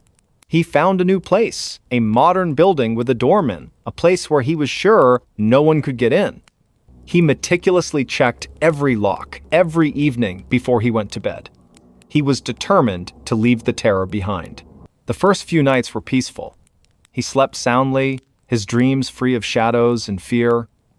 He started to believe it was over, that he had finally escaped whatever had haunted him. But then, one morning, he woke up and noticed something strange. A faint, almost imperceptible circular impression on his pillow, as if a head had been rested there. He dismissed it, a crease in the pillowcase. The next morning, it was there again. And the morning after that, it was a silent message. A new kind of tuck. He began to research the history of his old apartment building. He went to the city archives, poring over old documents and newspaper clippings. He found a story, a small, almost forgotten article from a local newspaper in the 1920s. A woman named Clara had lived in his old apartment. She was an elderly seamstress who lived alone. She was known for her kindness and her love of her small, cozy home. The article mentioned that she had died in her sleep, a peaceful death. The last person to see her had said that she had a strange habit of tucking in her guests even when they were asleep. She believed it was a way of showing care, a quiet, gentle act of love. Alex felt a cold dread so complete it was a physical weight. Clara, the seamstress who had lived in his apartment, she hadn't left. She was still there, in the quiet, empty space, performing her small act of care. She wasn't a monster. She was a ghost who had chosen him, a lonely ghost who was just trying to be a good host. The thought was somehow more terrifying than any demon or ghoul. The ghost of a lonely seamstress who wanted to be his friend. He couldn't go back to the old apartment. He had left her. He had abandoned her. Her simple, kind act of tucking him in. He felt a profound sense of guilt. He had feared her, run from her, when all she had wanted was to care for him. He sat in his new, modern apartment, a city of millions around him, and felt more alone than ever before. He thought of Clara, of the lonely ghost in the old apartment. still waiting, still watching. He decided to go back. He had to. He had to apologize. He had to let her know he wasn't afraid. He went to the old building, a key in his pocket that he had never returned. He went up the 3 flights of stairs, his heart pounding in his chest.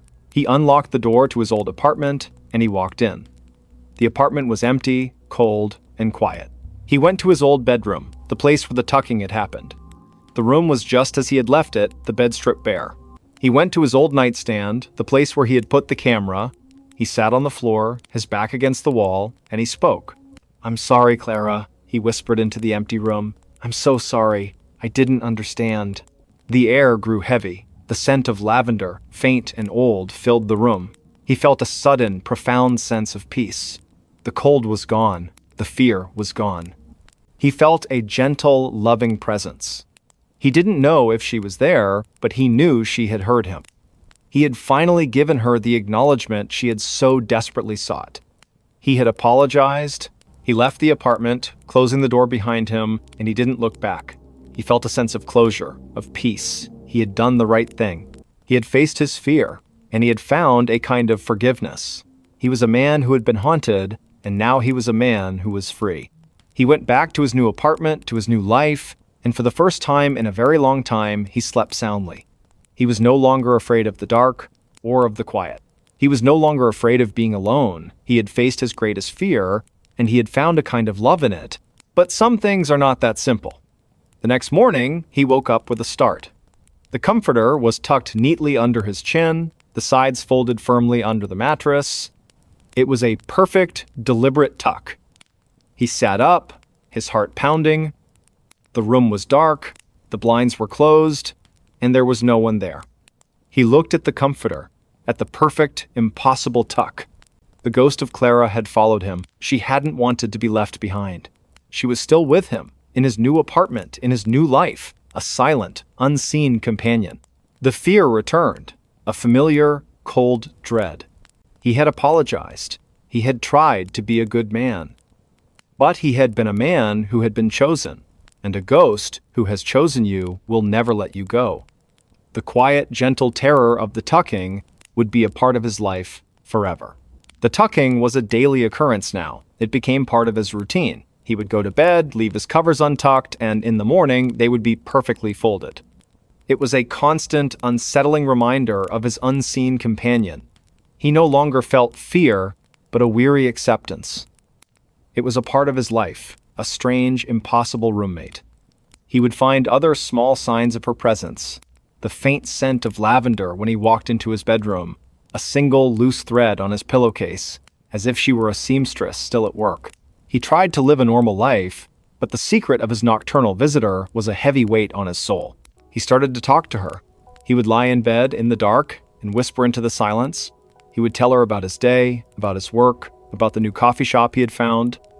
It was a strange, one-sided conversation, but he felt a sense of connection, a strange companionship with the ghost of a lonely seamstress. He wasn't just a man who was haunted. He was a man who was no longer alone.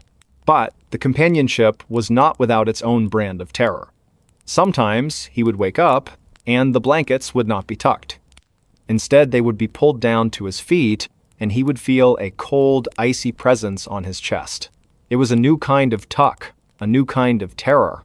It was a warning, a reminder that she was not just a kind old woman, she was a ghost.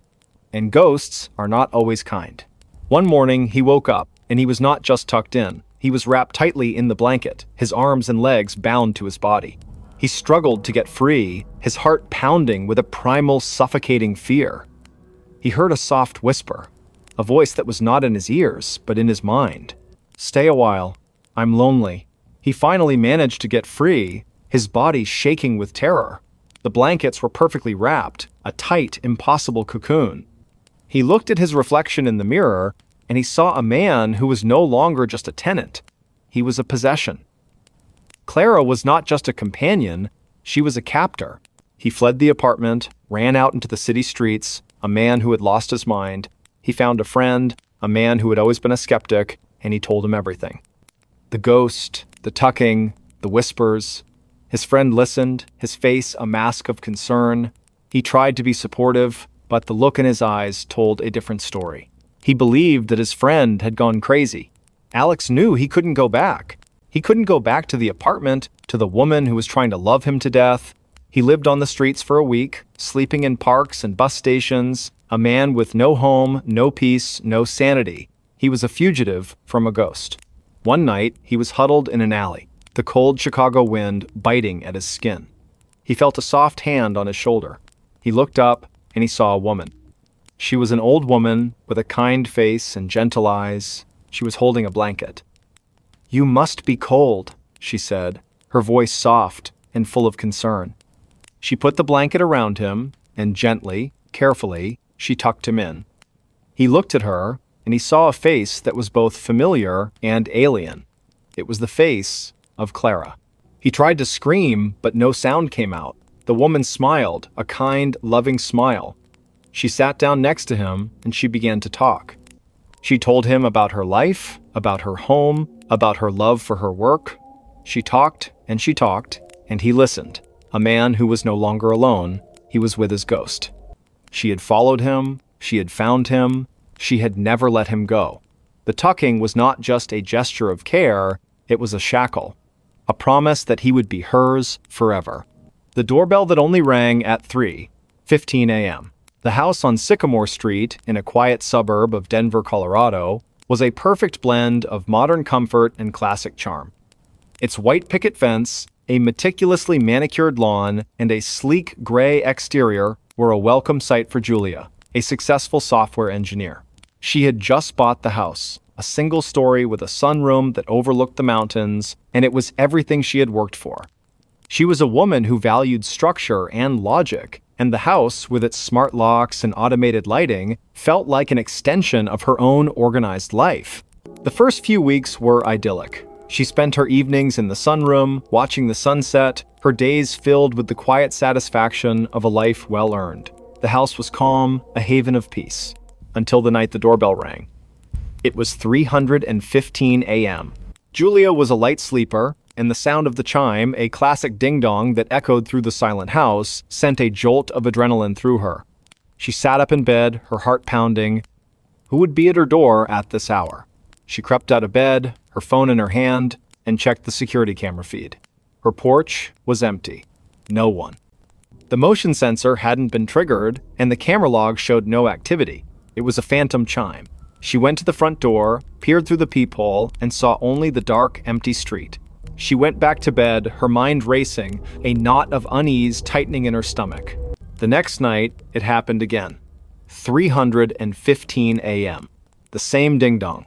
She sprang out of bed, checked the camera, and found nothing. This time, a cold dread replaced her initial surprise. This was not a fluke, it was a pattern. She started to dread the night, the clock ticking closer and closer to the appointed hour.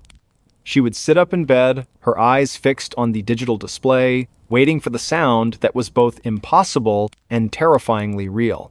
She tried everything to stop it. She disabled the smart doorbell, unplugged the chime, and even went as far as to remove the button itself from the wall. The house was silent, dark, and empty. She went to bed, a profound sense of relief washing over her. She would finally get some rest. But at 3:15 a.m., the sound came again. It was faint this time, a ghostly echo of the chime, as if the sound itself had been imprinted on the house. It was not a physical sound. It was an auditory hallucination, a sound that was only for her. She began to spiral. The lack of sleep, combined with the psychological terror of the phantom chime, was taking its toll. Her work was suffering, her perfectly organized life was falling apart, and her friends started to notice her gaunt face and haunted eyes. She tried to tell them, but her words sounded crazy, even to her own ears. "My doorbell keeps ringing, but there's no one there." They suggested she was stressed, that she was imagining it, but she knew she wasn't. The fear was too real. She tried to fight back with logic. She bought a new, more advanced security system. She installed infrared cameras and motion sensors all around the perimeter of her house. She even set up a camera inside the house, pointing at the front door, hoping to catch some glimpse of the impossible. She went to bed that night, a single, determined thought in her mind. She would find an answer. At 3:15 a.m., the faint, ghostly ding-dong echoed through her room. She sprang out of bed, grabbed her tablet, and checked the security camera feed. The outside cameras were still, the street was empty, and the motion sensors showed no activity. She switched to the inside camera, and her blood ran cold. The camera showed her front door, perfectly still and unremarkable. But as she watched, she saw a faint indentation appear on the surface of the wood, a small, circular impression, as if an invisible finger were pressing the now absent doorbell button. It was a phantom touch, a contact that was only visible to the camera's eye. The indentation lingered for a moment and then faded. The phantom chime had been the sound of an invisible visitor, an impossible presence that was trying to get into her house. Julia's mind reeled. This was not a hallucination. This was real. She was being haunted. But why? What did it want? She went back to the footage, pausing it, zooming in on the circular indentation. It was a perfect circle, a small, silent ring of pressure on her door. It was a persistent, patient, and terrifying attempt to get her attention. She had lived in this house for weeks, and this thing had been there all along, waiting for the opportune moment, for the dead of night, to announce its presence. She couldn't stay. She put the house on the market, desperate to escape the phantom chime and the invisible visitor. She packed her belongings with a frantic energy, throwing things into boxes without care. She just needed to be out. She needed to be gone before the next night. The house sold quickly, and she moved into a high-rise apartment in the city, a place with a doorman and security cameras on every floor. She felt a profound sense of relief as she settled in. The city noise was a comforting blanket, a constant, predictable sound that kept the silence at bay. She slept soundly for a week, and then two. She started to believe she had escaped. But some things can't be escaped. Sometimes a haunting is not about a place, it's about a person. One night, she was having a restless dream. A dream of a long, dark hallway and a ringing sound in the distance. She woke up with a jolt, her heart pounding. The clock on her nightstand read 3:15 a.m. A profound, icy coldness filled her room, seeping into her skin. She heard a sound, a faint, impossible ding-dong. It was not coming from her doorbell. It was coming from inside her phone. A ghostly echo, a notification sound she had never heard before. She looked at her phone. There was a notification on her calendar. It said, "Time to open the door." Her mind went blank with terror. It had followed her. It had found her. It was not the house. It was her. The doorbell wasn't meant for the house. It was meant for her. It was a silent, persistent knock on her soul, a plea for her to let it in. She looked at the door of her apartment, a solid, modern, locked door. She imagined the circular indentation on the surface of the wood, the invisible finger pressing against it, patiently waiting for her to respond. She knew she couldn't run anymore. This wasn't a problem she could solve with technology or logic. This was something ancient, something that had found her for reasons she couldn't fathom. She had to face it. That night, she made a decision. She would open the door. She sat in a chair in her living room, her eyes fixed on the clock on her phone. She felt the coldness, the familiar dread. The clock ticked closer to 3:15 a.m. She took a deep breath. She was a woman who valued structure and logic, and the most logical thing to do was to face the impossible. 3:15 a.m. The sound came, the faint, ghostly ding-dong, a sound that was not in her ears but in her mind. She stood up, her legs shaking, and walked to her front door. She took a deep breath, and with a hand that was surprisingly steady, she unlocked the deadbolt. She turned the knob and slowly, deliberately, pulled the door open. The hallway outside was empty. The lights were on, the cameras were on, and there was no one there. She felt a profound sense of confusion. She had expected a gaunt figure, a shadow, a presence. But there was nothing. The doorbell didn't ring again. She stood there for a long moment, looking at the empty hallway. She closed the door, locked it, and went back to bed. She slept soundly for the first time in months. She had faced her fear, and it had vanished. She woke up the next morning, feeling a sense of peace and liberation she had never known.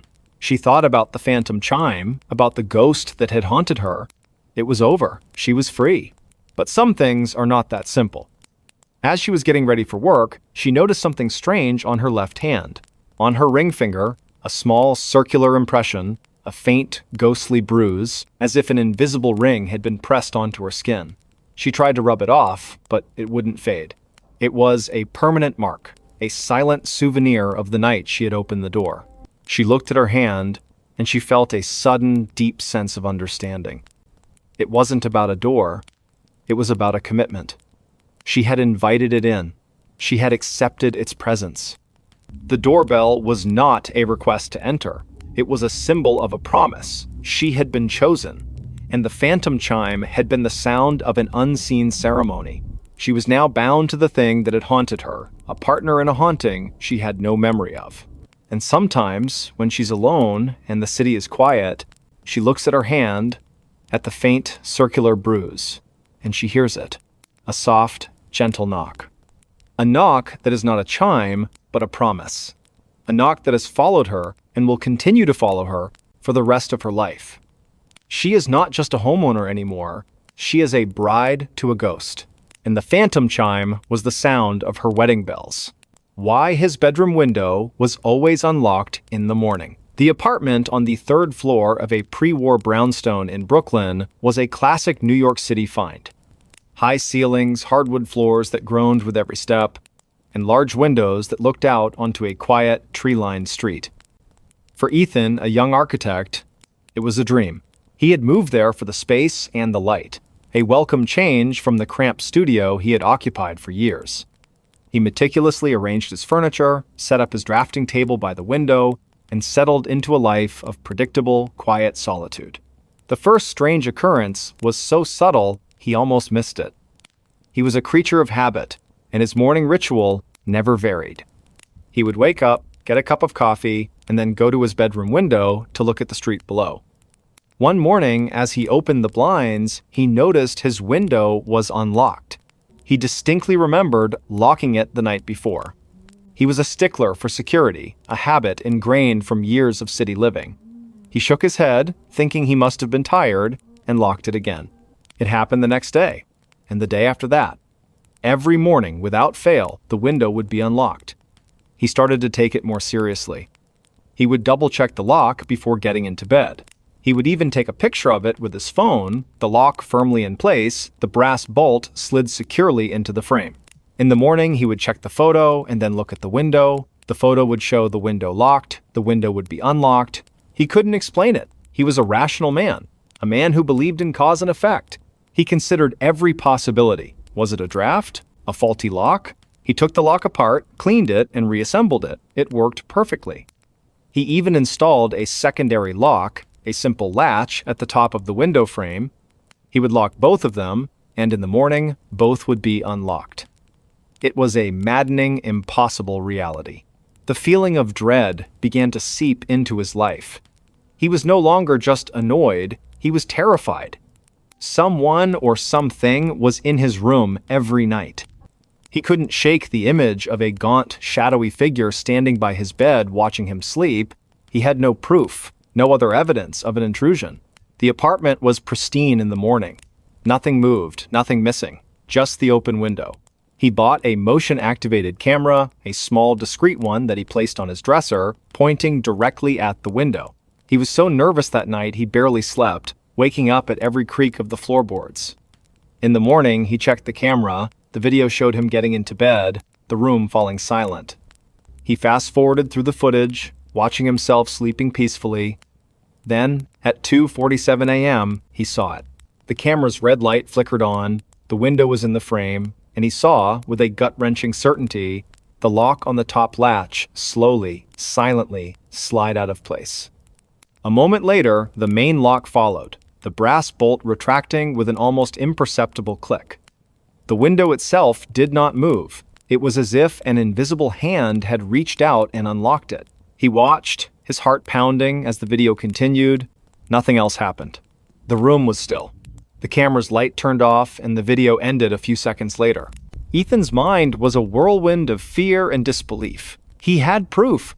There was a presence in his room, an entity that was not human that was unlocking his window every night. But why? What did it want? He looked at the video again, searching for any other sign, any other clue, but there was nothing.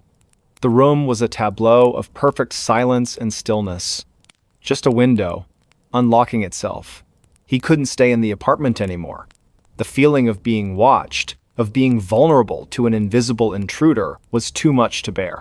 He called his landlord, told him he was breaking his lease, and began packing his belongings. He didn't tell his friends or family why. He didn't want to sound crazy. How could he explain that he was leaving his dream apartment because a ghost was unlocking his window? He found a new place, a modern high-rise in a different part of the city. The windows were new, made of reinforced glass, and the locks were mechanical marvels. He felt a sense of relief as he settled in, a feeling of security that he hadn't known in weeks. He meticulously checked every lock, every evening, before he went to bed. He was determined to leave the terror behind. The first week was peaceful. He slept soundly, his dreams free of shadows and fear. He started to believe it was over, that he had finally escaped whatever had haunted him. But then, one morning, he woke up and noticed something strange.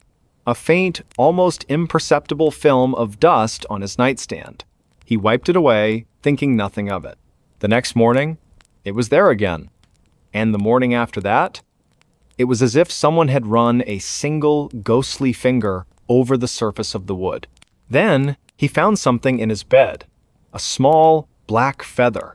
It was impossibly thin, almost like a piece of ash, and it was nestled in his sheets, right by his pillow. He picked it up, his hand trembling. It didn't look like any feather he had ever seen. It was a cold, alien object. He was losing his mind. He was trying to find a rational explanation for irrational events. He was back in the same cycle of fear, the same cycle of disbelief. He went to the old apartment. The window was locked, just as he had left it. He looked up at his old room, at the large, beautiful window, a window that had become a source of profound terror. He wondered if his replacement had noticed the unlocked window in the morning. He decided to do more research.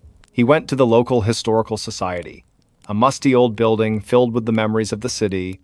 He looked through old records of his brownstone, tracing its history back to the 1800s. He found a story, a small, almost forgotten article from a local newspaper. A young boy, a child named Edward, had lived in the building in the late 1800s. The boy was an insomniac, a child who would stay up all night, sketching in his notebook, his mind filled with fantastic, impossible creatures. The boy had an obsession with the window. He would open it every night, regardless of the weather, and stare out into the darkness, claiming he was watching for something that was coming for him. The article ended abruptly, mentioning that the boy had died in his sleep, a sudden, unexplained illness. The last person to see him had said that he had insisted on his window being left unlocked, a plea that his parents had ignored. Leo felt a cold dread so complete it was a physical weight. The boy's room. It was his old bedroom. The boy had been looking for something, a creature from his drawings, and he had believed that leaving the window unlocked was his only hope. He had died, and the window was locked. But what if the thing he was waiting for had finally come for him? And what if, in death, he was still waiting, still trying to open the window to let it in? He went home, his mind a feverish blur of fear and understanding. He looked at his modern, secure windows. He had left the old apartment, but the memory, the terror, the presence had followed him. He didn't sleep that night. He sat in a chair, watching the sunrise, a cold, hard knot of fear in his stomach. The next morning, he went to his bedroom, his heart pounding in his chest. He looked at the window. It was closed. He looked at the lock. It was locked. He felt a profound sense of relief. But then he saw it. A single, small, black feather on the windowsill. The same cold, impossible feather he had found in his bed. It wasn't just his old apartment that was haunted. He was. The entity, the thing Edward had been waiting for, had found him. It wasn't coming in through the window. It was already in. He called a locksmith, a friend of his who specialized in antique locks. He had a strange request. He wanted him to install an old, complicated, beautiful lock on his modern window. He wanted a lock that would be a challenge, a lock that would require skill and care to open. His friend, curious, asked him why. Leo just said he had a fascination with old mechanisms. The lock was installed. It was a beautiful piece of craftsmanship, a brass lock with a complex series of tumblers and bolts. It was a statement, a challenge to the invisible intruder. He went to bed that night, a single black feather on his bedside table, a silent promise. He wasn't going to run anymore. He woke up with a start. The clock on his nightstand read 2:47 a.m. He looked at the window. It was still locked. He looked at his nightstand. The feather was gone. He felt a deep, profound sense of terror. It was no longer a game of unlocking windows. It was a game of possession. The entity was in his home, in his life, and it was moving his things, taunting him. The terror was no longer a silent presence. It was an active force. He spent the next few months living in a constant state of fear. He would come home to find objects moved, his keys on a different hook, his books in a different order. He would find these small black feathers in the most impossible places, in his coffee mug, in his shoe, in his pocket. The entity was toying with him, making him question his sanity. He would find notes on his computer, notes he didn't write, notes that said, "I'm here." He couldn't take it anymore. He had to confront it. He was a rational man, but he was at the end of his rope. He would do the impossible. He would leave his window unlocked. He would invite it in. He would face it. That night, he went to his bedroom window, his hands shaking, and he unlocked the intricate brass lock. He did the same to the old-fashioned latch on the top. He left the window open, just a crack, a silent invitation. He got into bed, a cold, hard lump of dread in his stomach. He didn't close his eyes. He waited. He waited for the cold, the shadow, the presence.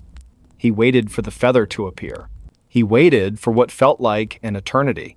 Nothing happened. The sun began to rise, casting a pale glow into his room. He was exhausted, but he had no fear. He looked at his window. It was still unlocked. He looked at his nightstand. There were no feathers. He felt a profound sense of confusion. Had it all been a dream? Had he gone crazy? He got out of bed, a new question in his mind. Not why was his window unlocked, but why was it no longer unlocked? He walked over to the window, his mind racing. He looked out at the street below, at the people walking to work, at the world that was moving on without him. He looked at the window, and he saw a note. A small piece of paper, folded into a perfect square, was stuck to the glass. He opened the window and grabbed the note. It said, "It's too late. I'm already inside." He didn't run. He just stood there, the note in his hand, looking at his reflection in the glass. He saw a man who had lost his mind, a man who had invited a ghost into his home. He looked at his reflection, and he saw a single, small, black feather in his hair. He looked at the note in his hand, and he felt a single, slow knock on the back of his head. A knock that he knew was not the wind, not a neighbor, not the house settling. It was the last goodbye. It was the last time he would ever feel alone. At 2:33 a.m., the knock came from inside the walls. The old Victorian house on Elm Street was a beautiful wreck. It had peeling paint, sagging porches, and a widow's walk that looked out over the entire town of Portland, Oregon. For Leo, a history professor and a restorer of antique furniture, it was a dream. He saw past the decay and imagined the stories the house could tell. He spent his life working on things that were old and broken, and this house felt like his greatest project yet. He bought it at a steal, and for the first few months, the creaks and groans of the old place were just the sounds of history settling in. The first strange event happened 3 weeks after he moved in. He was in his study, a room with a large bay window and walls lined with books, when he heard a sound. A quiet, rhythmic tapping. He thought it was a branch from the ancient oak tree outside, scratching against the window pane. He went to the window, opened it, and looked. The tree was still. The tapping stopped. He shrugged it off as a house noise and went back to his desk. The next night, it was louder. He was in the kitchen making tea when the tapping began again. It seemed to be coming from the wall behind the stove. He pressed his ear against the cold plaster. The sound was faint, but clear. It was a single, gentle knock. Knock. Then, a pause. Knock. He pulled back, a cold shiver running down his spine. It was a human sound, not a settling beam or a scurrying animal. It was too deliberate, too rhythmic. He told himself it was a neighbor, a prank, or maybe a pipe. But the knocking was too precise, too isolated to be a plumbing issue. He He walked around the kitchen, tapping on different spots on the wall, trying to find the source. The knocking didn't respond, it simply stopped. The pattern became terrifyingly predictable. Every night, at precisely 2:33 a.m., the knocking would start. Sometimes it was faint, a gentle whisper from within the walls. Other times it was so loud it sounded like someone was trying to break through. It was always a single knock, followed by a pause, and then another single knock. It was a quiet, relentless, unsettling rhythm. He started keeping a journal. He would write down the time the knocking started, the duration, and its intensity. He'd write about the feeling it gave him a deep, visceral dread. He began to anticipate it, his body tensing as the clock ticked past 2:30 a.m.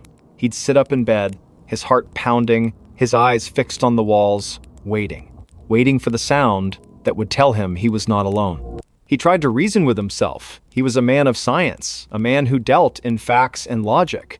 He brought in a contractor, an old man named Bill, who had worked on houses in the area for decades. Bill went from room to room, tapping on the walls, checking for loose plaster or water damage. He found nothing. "Old houses just make noises, son," he'd said with a shrug. But the look in his eyes told a different story.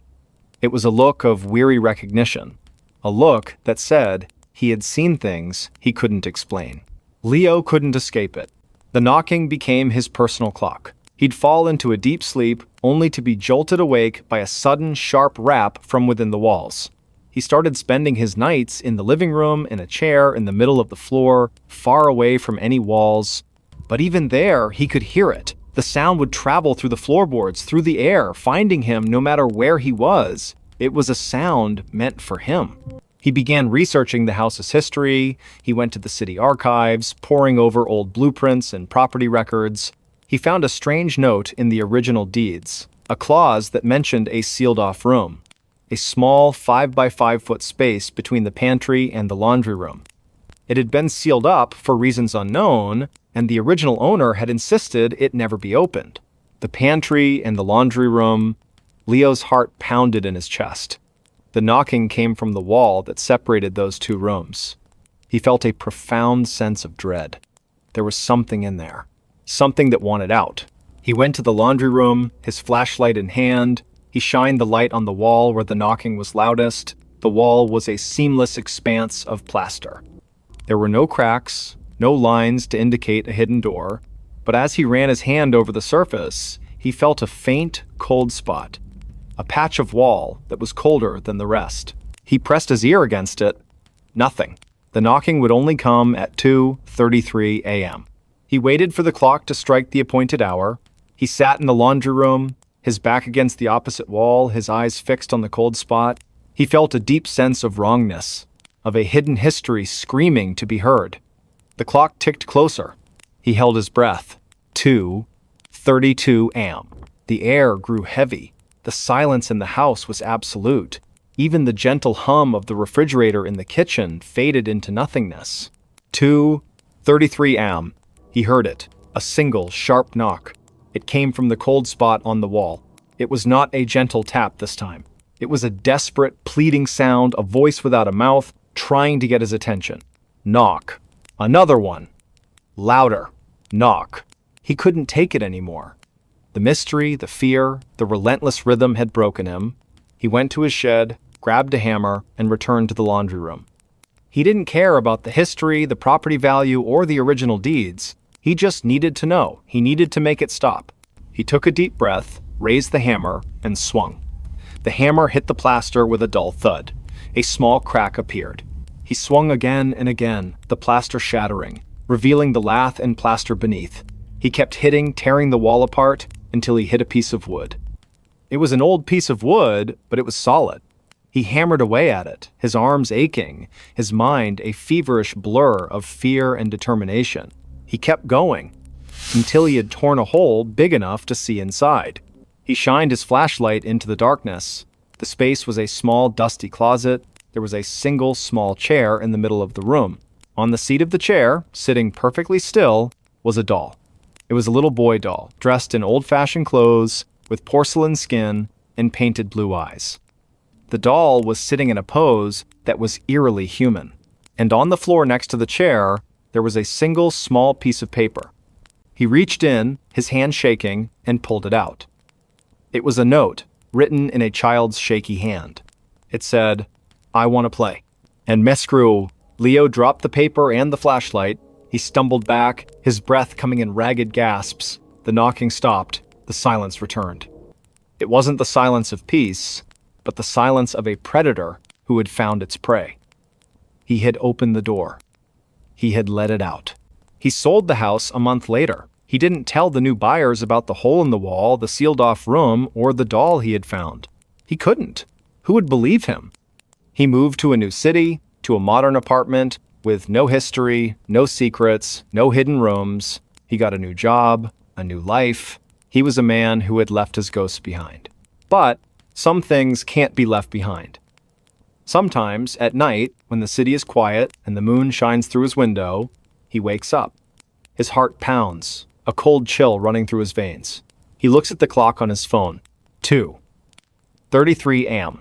He looks at the wall of his new, modern, perfectly sealed apartment, and he waits, and he listens. And sometimes, just sometimes, he hears a single, gentle knock. A knock that he knows is not a pipe, not a neighbor, not the house settling. It is a knock that has followed him across a country, a knock that has found him in the quiet of the night, a knock that has come from inside the walls. And he knows with a terrifying certainty that he is not alone, and that he will never be. The quiet, relentless terror of the knocking continued to haunt him even in his new life. It was a mental tic, a phantom limb of fear that would never go away. He would wake up in a cold sweat, his heart hammering against his ribs, convinced he could hear it from the very core of his modern apartment building. His new life was a facade, a carefully constructed illusion of normalcy. He would go to work, talk to his colleagues, and eat dinner with new friends, but underneath it all, a part of him was always listening. He would find himself staring at blank walls, wondering if he could see the faintest of shadows moving behind the paint. He tried to fight back. He went to a therapist, a kind woman who listened to his story with a compassionate but skeptical ear. She suggested it was a manifestation of trauma, a psychological echo of the fear he had experienced. He went on medication, hoping to dull the edges of his anxiety.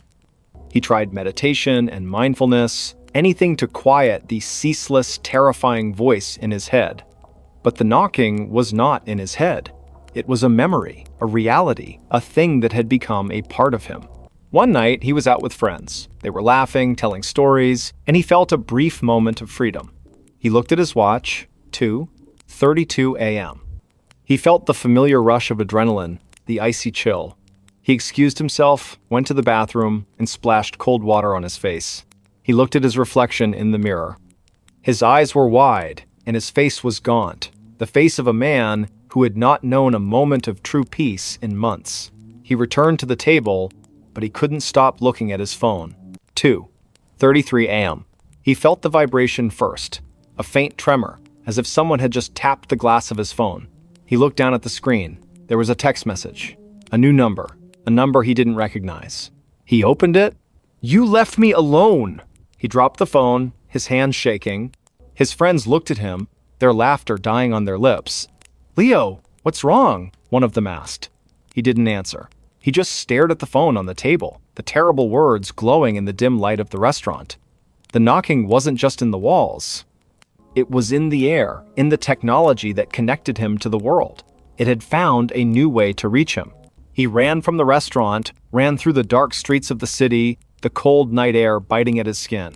He ran back to his apartment, slammed the door shut, and stood in the middle of his living room, his back against a wall. The knocking wasn't coming from the walls. It was coming from his phone, from the computer, from the television. It was in the very wiring of his modern life. It had spread. He spent the next few days in a state of terror. He didn't answer his phone. He turned off his computer. He unplugged every electronic device in his apartment. He was living in a self-imposed isolation, a desperate attempt to cut off the source of the terror. He ate cold food, and he read books by candlelight. He told himself it was just a prank, a sick joke by a friend who had found his journal. But he knew, with a certainty that chilled him to the bone, that it wasn't. One night, the power went out. The entire city block was plunged into a sudden, absolute darkness. Leo sat in his living room, a single candle casting a dancing shadow on the walls. He felt a profound, unnerving silence. No hum of the refrigerator, no light from the street lamps, just him and the darkness. He felt a moment of hope, a desperate, flimsy belief that this was it, that the power outage had finally severed the connection. 2:33 a.m. He heard it. A single, sharp knock. It wasn't coming from his phone, or his computer, or the walls. It was coming from the window. He looked at the window, the faint outline of a child's hand visible against the glass. The hand was tapping, a slow, deliberate rhythm. The glass was not just tapping, it was a single, sharp knock, the knock that had followed him. It wasn't in the walls, it wasn't in the electronics, it was in the world. It was a reality. He was no longer a restorer of old things. He was a curator of a nightmare. He had opened the door, and the thing behind the walls had come out. It had followed him, and it would continue to follow him. He realized that the note in the closet, "I want to play," wasn't just a threat. It was an invitation, and he had accepted it, and now the game would never end. She checked her phone footage and saw herself awake. The small apartment in Austin, Texas, was a testament to Amelia's love for order. Every book on the shelf was alphabetized, the throw pillows on the couch were always perfectly fluffed, and the kitchen counters were perpetually clear. Her life was a carefully curated sequence of events, a calm and predictable rhythm. She was a freelance graphic designer, and her days were spent in the quiet company of her monitor, a cup of green tea, and her dog, a sleepy beagle named Barnaby. Her nights were a different story. For the past few weeks, sleep had become her enemy. She would wake up in the middle of the night, a profound and unsettling chill running through her, with no memory of what had disturbed her. The first few times, she dismissed it. A bad dream, a strange noise from a neighbor, the natural restlessness of a person under a bit of stress, but it started to happen every night. Always around 3:00 a.m. She would sit up in bed, wide awake, her heart pounding, her mind a blank slate. The strange awakenings started to take their toll. She was perpetually exhausted, her focus at work was suffering, and the lines of her carefully ordered life were beginning to blur. Her friends joked that she needed a sleep mask and some lavender oil. Her doctor suggested a change in diet and more exercise. Nothing worked. The sense of profound unease persisted. A cold, sharp dread that would hit her the moment her eyes opened in the pre-dawn darkness. One morning, she woke up with an idea. It was born of desperation and a need for proof. She would record herself sleeping. It was a simple solution. She would set up her phone on a small tripod at the foot of her bed, start the video recording, and in the morning, she would have her answers. Maybe she snored. Maybe she thrashed around in her sleep. Maybe a neighbor's loud music was the culprit. Anything was better than the quiet, terrifying unknown. The first night, she set up the phone, pressed record, and climbed into bed, feeling a strange mixture of relief and foolishness. She fell asleep quickly, the exhaustion finally winning the battle. She woke up at 3:07 a.m., just a few minutes later than her usual time. The same icy dread washed over her. She got up, stopped the recording, and went back to sleep. Her mind filled with a faint sense of disappointment that she had woken up again. The next morning, with a cup of coffee in hand, she sat down at her desk to watch the video. She fast-forwarded through the footage, watching her sleeping form, seeing the steady rise and fall of her chest, Barnaby curled up at her feet. She skipped ahead to the 3:00 a.m. mark. She watched herself stir in her sleep, her body tensing, and then her eyes snapped open, just as she remembered. She sat up in bed, her face a mask of fear. She watched herself look around the room, her head slowly turning from side to side. Then, she saw something else on the screen, something she hadn't seen in the moment. In the background of the shot, just by the open closet door, a shadow seemed to deepen. It was an unnatural movement, a thickening of the darkness. It was slow and deliberate, like someone stepping out from the shadows. She froze, a cold shiver racing down her spine. The figure was gaunt, tall, and dressed in a long dark coat. Its hands were impossibly long, the fingers like spidery branches. It took a step out of the closet and stood there, motionless, watching her sleeping form. The Amelia on the screen was looking at it now. She saw her head turn, her gaze fixed on the closet. But she didn't scream. She didn't move. She just sat there, a blank, terrified expression on her face, watching the thing in the darkness. The figure in the coat raised one of its long arms, and slowly, gently, it waved. A single, slow motion, like a farewell. Then it simply faded into the darkness, the space where it had been returning to normal. Just as the figure vanished, the Amelia on the screen shuddered, and her eyes, now filled with tears, looked down at her lap. A few seconds later, she reached for her phone, and the video ended. Amelia's mind was reeling. This was not a nightmare. This was real. She was not waking up on her own. Something was waking her up. Something that was waiting in her closet, watching her. She didn't know what it was. She didn't want to. She went back to the footage, pausing it, zooming in. The image was grainy, but the features were undeniable. The gaunt face, the impossibly long limbs, the dark coat. It was a thing of nightmares, come to life in her quiet, orderly apartment. She tried to rationalize it. A glitch in the camera? A trick of the light? But the movement was too fluid, too purposeful. It waved at her. She watched the motion again and again, her stomach churning with nausea and dread. She called a friend, but her words sounded crazy, even to her own ears. "I saw a monster on my phone," she said, her voice cracking. Her friend tried to be supportive, but she could hear the confusion and concern in her tone. She spent the next few days in a fog of fear. She couldn't sleep, she couldn't work. The fear was a constant, heavy presence. She went to the police. They listened patiently, their faces a mix of politeness and skepticism. They suggested she see a counselor. They told her there were no signs of a break-in, no evidence of anything amiss. She was on her own. She decided to try the video again. She knew it was a terrible idea, but the need for answers was a powerful and dangerous force. She was a woman who needed to understand, to organize, to label. The unknown was her greatest fear. She set up the phone again, her hands shaking, and got into bed, leaving a small lamp on this time.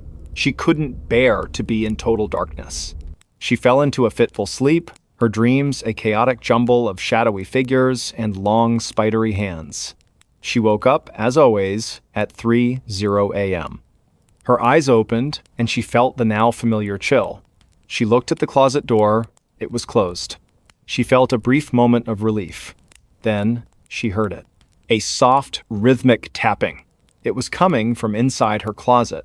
A slow, gentle tapping, as if something were drumming its fingers on the back of the door. The sound was not loud, but it was so deliberate, so unnatural, that it was 1,000 times more terrifying than a scream. She watched the closet door, her eyes wide with fear. The tapping stopped. Then she heard a faint, scratching sound. It was coming from the floor, just beneath the door. She watched as a small, thin, black object slid out from under the door. It was a piece of paper, folded into a perfect square. It was pushed all the way out into the middle of the floor, and then the scratching sound stopped. She was too terrified to move, to breathe. She waited until the first light of dawn broke through her window. The terror had given way to a quiet, cold determination. She got out of bed, her body stiff with fear. She went to the paper and picked it up. Her hands were shaking so badly she could barely unfold it. Inside, there was a single sentence, written in a spidery, unsettling script. "I miss our conversations." Her mind went blank. Conversations? What conversations? She didn't remember any conversations with a shadowy figure. The thought was horrifying. She had been awake. The video had shown her. But she had no memory of it. The thing in her closet was waking her up and speaking to her, and then somehow making her forget. It was more than a presence. It was a parasitic memory, a dark companion that was slowly, patiently stealing her waking hours. She ran. She didn't pack anything. She grabbed Barnaby, her keys, and her wallet, and she ran out of the apartment. She didn't stop to call anyone. She drove to the nearest motel, checked in, and sat on the bed in the middle of a brightly lit room, her phone footage playing on a loop.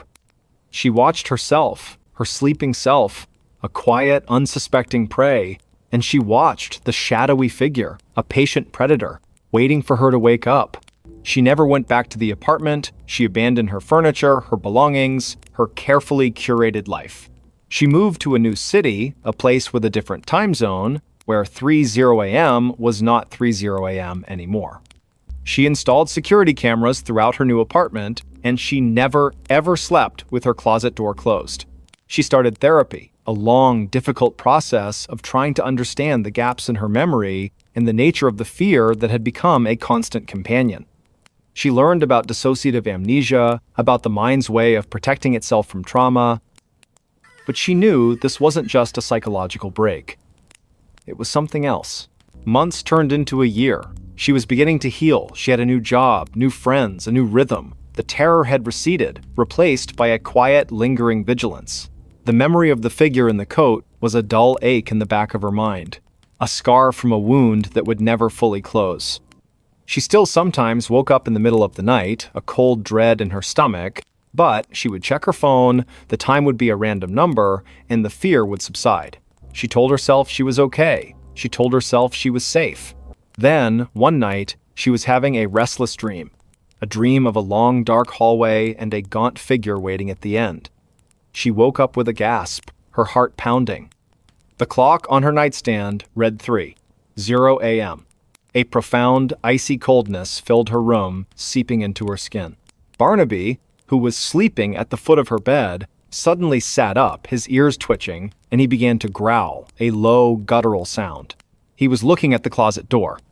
It was closed. A single, small piece of paper slid out from under the door, unfolding as it went. It was a perfect square. It came to rest in the middle of her floor. Her breath caught in her throat. She looked at Barnaby, and he was still growling, his eyes fixed on the paper. She was terrified, but a new feeling, a feeling she hadn't known before, was rising within her. It was a cold, quiet anger. This thing had stolen her peace, her home, her memories. It had chased her across states. She wasn't going to run anymore. She got out of bed, her legs trembling, but her resolve firm. She walked over to the paper, and with a hand that was surprisingly steady, she picked it up. She unfolded it and read the words, written in that same spidery, unsettling script. "You can't outrun me." She looked at the closet door. "I know," she whispered into the darkness, her voice filled with a strange new power. She crumpled the paper in her hand and threw it in the trash. She went back to her bed and lay down, her heart still pounding, but the fear was different now. It was no longer a terror that paralyzed her. It was a challenge. She had been a victim for too long. She had been running. But what would happen if she stood still? She didn't know. But she was finally willing to find out. She would stay in this apartment, she would find out what this thing was, what it wanted, and she would fight it. She wasn't going to let it steal another minute of her life. She looked at her phone, at her reflection in the dark screen. The woman staring back at her was still afraid. But she was no longer just a victim. She was a warrior. And for the first time in a very long time, she was finally home. She wasn't going to let the shadows win. The stranger who sat at the edge of her bed and vanished. The old farmhouse, set deep in the rolling hills of rural Ohio, was everything Eleanor had ever wanted. A wraparound porch for drinking coffee at sunrise, a stone fireplace that crackled with warmth on cold nights, and a sky so dark with no city lights that the stars looked like a spilled handful of diamonds. She had moved there to escape the relentless noise of her life, to find a stillness she hadn't known since childhood. For a year, the house was her sanctuary. Its creaks and groans were the comfortable sounds of a living, breathing structure. The silence was a blanket she could wrap herself in. Then, the quiet changed. It was subtle at first. A feeling of being watched when she was alone in the kitchen. A cold draft in the hallway, even with every window sealed tight. She brushed it off as an overactive imagination, a side effect of living so far from civilization. She told herself it was just the isolation settling in. But then, one night, she woke up with a start. The digital clock on her nightstand glowed 3:17 a.m. Her breath caught in her throat. She wasn't alone. Sitting at the very edge of her bed, his back to her, was a figure. A man. His posture was slumped, his shoulders bowed, as if the weight of the world was resting on them. He was dressed in what looked like an old, dark suit, frayed at the cuffs, and he was completely still. Eleanor was frozen, a statue of pure terror. She couldn't scream, couldn't move. Her mind raced, grappling with the impossible reality. How did he get in? The doors were locked. The windows were secured. She didn't own a dog, so there was no alarm to be triggered. He was just there. She squeezed her eyes shut and then opened them again. He was still there. The silence in the room was absolute, a vacuum where sound should be. She could hear the frantic beat of her own heart, a hummingbird trapped in her chest. She watched the figure, her eyes trying to make out his features, but he was just a silhouette against the faint moonlight filtering through the blinds. She could feel his presence, a cold, heavy weight in the air. He wasn't breathing, not in a way a living person would. There was no rise and fall of his shoulders, just a desolate, unmoving stillness. After what felt like an eternity, he began to move. Slowly, deliberately, he lifted one hand and rested it on the bed, just beside his leg. The fabric of the comforter didn't shift, but she felt a sudden, profound coldness radiating from the spot. It was like touching frozen steel. Then, just as slowly, he began to turn his head. Eleanor's breath hitched. She could see the profile of his face now. It was thin, gaunt, with an unnerving hollow where his eyes should have been. The other side of his face was lost in shadow. He was turning, slowly, agonizingly, to look at her. She felt an overwhelming dread, a primal fear that had nothing to do with a home invader and everything to do with something ancient and wrong. She knew, with a terrifying certainty, that this was not a person. He was facing her now. She could not see his eyes in the gloom, but she felt them. 2 pinpricks of icy malice piercing through the darkness. A shiver of pure dread ran from the top of her head down to her toes. Then she saw his mouth, a long, thin line that curled up into a slow, deliberate, grotesque smile. The smile was not one of mirth or greeting. It was the smile of a predator, of a thing that had found its prey. And just as she felt the scream tear its way up her throat, the figure vanished. Not faded, not dissolved into mist, he simply ceased to be. One moment he was there, a solid form on the edge of her bed, and the next the space was empty. The cold spot on the comforter was gone. The heavy, oppressive feeling in the room lifted, replaced by the familiar, comforting quiet of her farmhouse. But the quiet was no longer a blanket. It was a shroud. She didn't sleep again that night, or the night after. The image of that gaunt face, that predatory smile, was seared into her mind. She tried to tell herself it was a waking dream, a hallucination brought on by stress, but the memory was too vivid, too real. She bought a new alarm system, installed motion-activated lights, and even got a large dog from the local shelter. She did everything she could to feel safe, but the feeling never returned. The man came back. Not every night, but randomly, sporadically. Sometimes a week would pass, and she would begin to think it was over. Then she'd wake up, a sudden, cold dread in her stomach, and see him again. Always at the same time, 3:17 a.m., always sitting at the edge of her bed, his back to her. He never spoke, never moved, except for that slow, terrifying turn. She stopped trying to scream. She just watched, paralyzed by fear, as he turned his head and gave her that awful, empty smile. She became a prisoner in her own home. She would stay up until 4:00 a.m. every night, drinking endless cups of coffee, trying to outlast the visitation. She would fall asleep in the armchair in the living room, with the lights on and the TV playing, but she would always wake up in her bed with a cold chill and the gnawing certainty that he had been there, that he had watched her, and then, at 3:17 a.m., had appeared to sit with her. She began to notice other things. Objects moved in her house, the books on her shelf would be out of order, a favorite teacup would be in the wrong cupboard. Her dog, a large and boisterous golden retriever, would often whimper and refuse to enter her bedroom after midnight.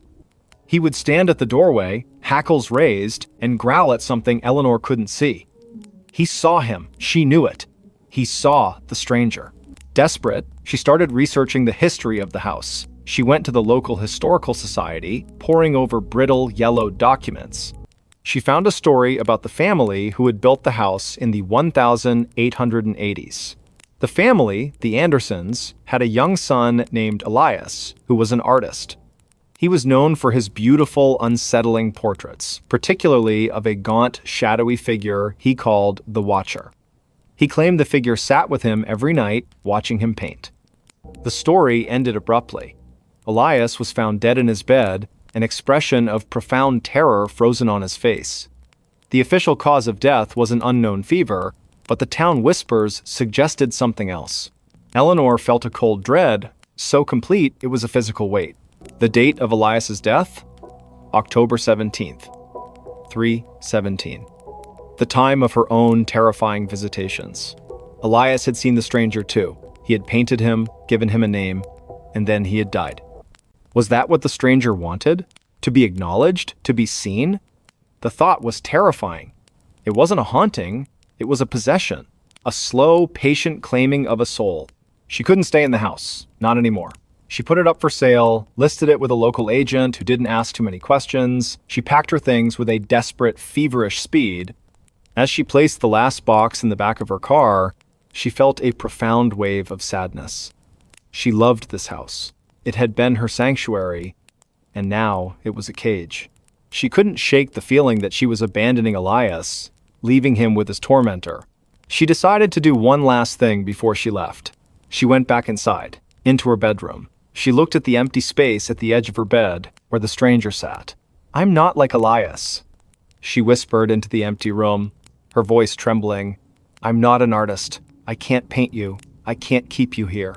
She went to her desk and found a piece of paper and a pen. She didn't know why, she just felt compelled to. She wrote the numbers 3:17 in large, clear script. And below it, she wrote, "I see you." She left the paper on the bedside table and walked out of the room, closing the door behind her. She didn't look back. She got in her car and drove away, the headlights illuminating the winding country road as she left the dark, silent house behind. She moved to a small apartment in a bustling town, a place full of noise and people and light. She felt a profound sense of relief. For a while, she slept soundly, the sounds of traffic and neighbors a comforting lullaby. But every night, at 3:17 a.m., she would wake up, not to a presence, not to a cold spot, but to a feeling of profound loss and loneliness. She would sit up, her heart aching with an emptiness she couldn't explain. One night, she dreamt of the farmhouse. She was in her bedroom, and she saw the stranger sitting on her bed, his back to her. But this time, he wasn't alone. Another figure was sitting beside him, a young boy, dressed in an old-fashioned suit. He was sketching in a notebook, a gentle smile on his face. He looked at her and then back at his drawing. The stranger turned his head and looked at her. He didn't smile, his grotesque smile. He just stared at her with that hollow place where his eyes should have been. And then, slowly, he nodded. A single, clear gesture. He had found someone else, a companion, and he had let her go. She never saw the stranger again. The cold feeling at 3:17 a.m. faded over time, replaced by a quiet sense of closure. She often wondered what had happened to Elias, and why the stranger had chosen him, and then her. She realized, in the end, that it hadn't been an act of malice. It had been a slow, lonely companionship. The stranger had been looking for a friend, a kindred spirit, a fellow watcher of the night. And now, he had found one. She lived the rest of her life in the city, far from the quiet of the Ohio hills. But sometimes, when she was alone and the world was asleep, she would think about the farmhouse and the two figures who sat there in the dark, watching. She would think of the stranger who had come to her in the night, and of the peace she had given him with her simple words, and she would feel a sense of quiet gratitude. She was no longer a stranger to the dark. She was a survivor of it. Every night, something stopped right outside his door at 1:47 a.m. The old house on Hemlock Lane had always felt like a different world, a relic of a time long past, nestled deep within the suburbs of Salem, Massachusetts. It was a place where history wasn't just in the books, but echoed in the floorboards and whispered in the wind that rustled through the ancient oak trees in the yard. For Liam, moving into this house had been a dream. A quiet, sprawling place with a fireplace and a library that smelled of old paper and leather. A perfect escape from the relentless hustle of city life. The first few weeks were idyllic. He spent his days painting the walls, replacing old fixtures, and trying to coax the garden back to life. The nights were calm, filled with the gentle hum of the refrigerator and the distant sound of crickets. That is, until the first night it happened. He was in his study, lost in a book, when a shiver ran down his spine. He glanced at the clock on his laptop. 1:46 a.m. A sudden, unexplained stillness fell over the house. The crickets outside went silent. The hum of the fridge faded into nothing. The air grew heavy, cold, and thick, with an unspoken presence. He held his breath, his heart pounding in his chest. Then, he heard it. A sound on the porch outside, a slow, deliberate movement on the worn wooden planks. Another one. Closer. And another. They were coming up the steps. 1, 2, 3. A steady, unhurried rhythm. He froze, his eyes wide with a mixture of fear and disbelief. He told himself it was just the house settling, just the wind playing tricks. But the sounds were too distinct, too heavy to be anything but a person. The steps reached the top of the porch. A pause. He could almost feel the presence just outside his front door. He held his breath, listening with every fiber of his being. The sounds began to move again. They were walking along the porch now, parallel to the front of the house. He could hear them passing the living room window. He imagined a dark figure, cloaked in shadow, pacing back and forth just a few feet away. The sound of the steps was unnerving. They were not fast, not a hurried escape. They were a slow, purposeful patrol, a sentinel on a beat.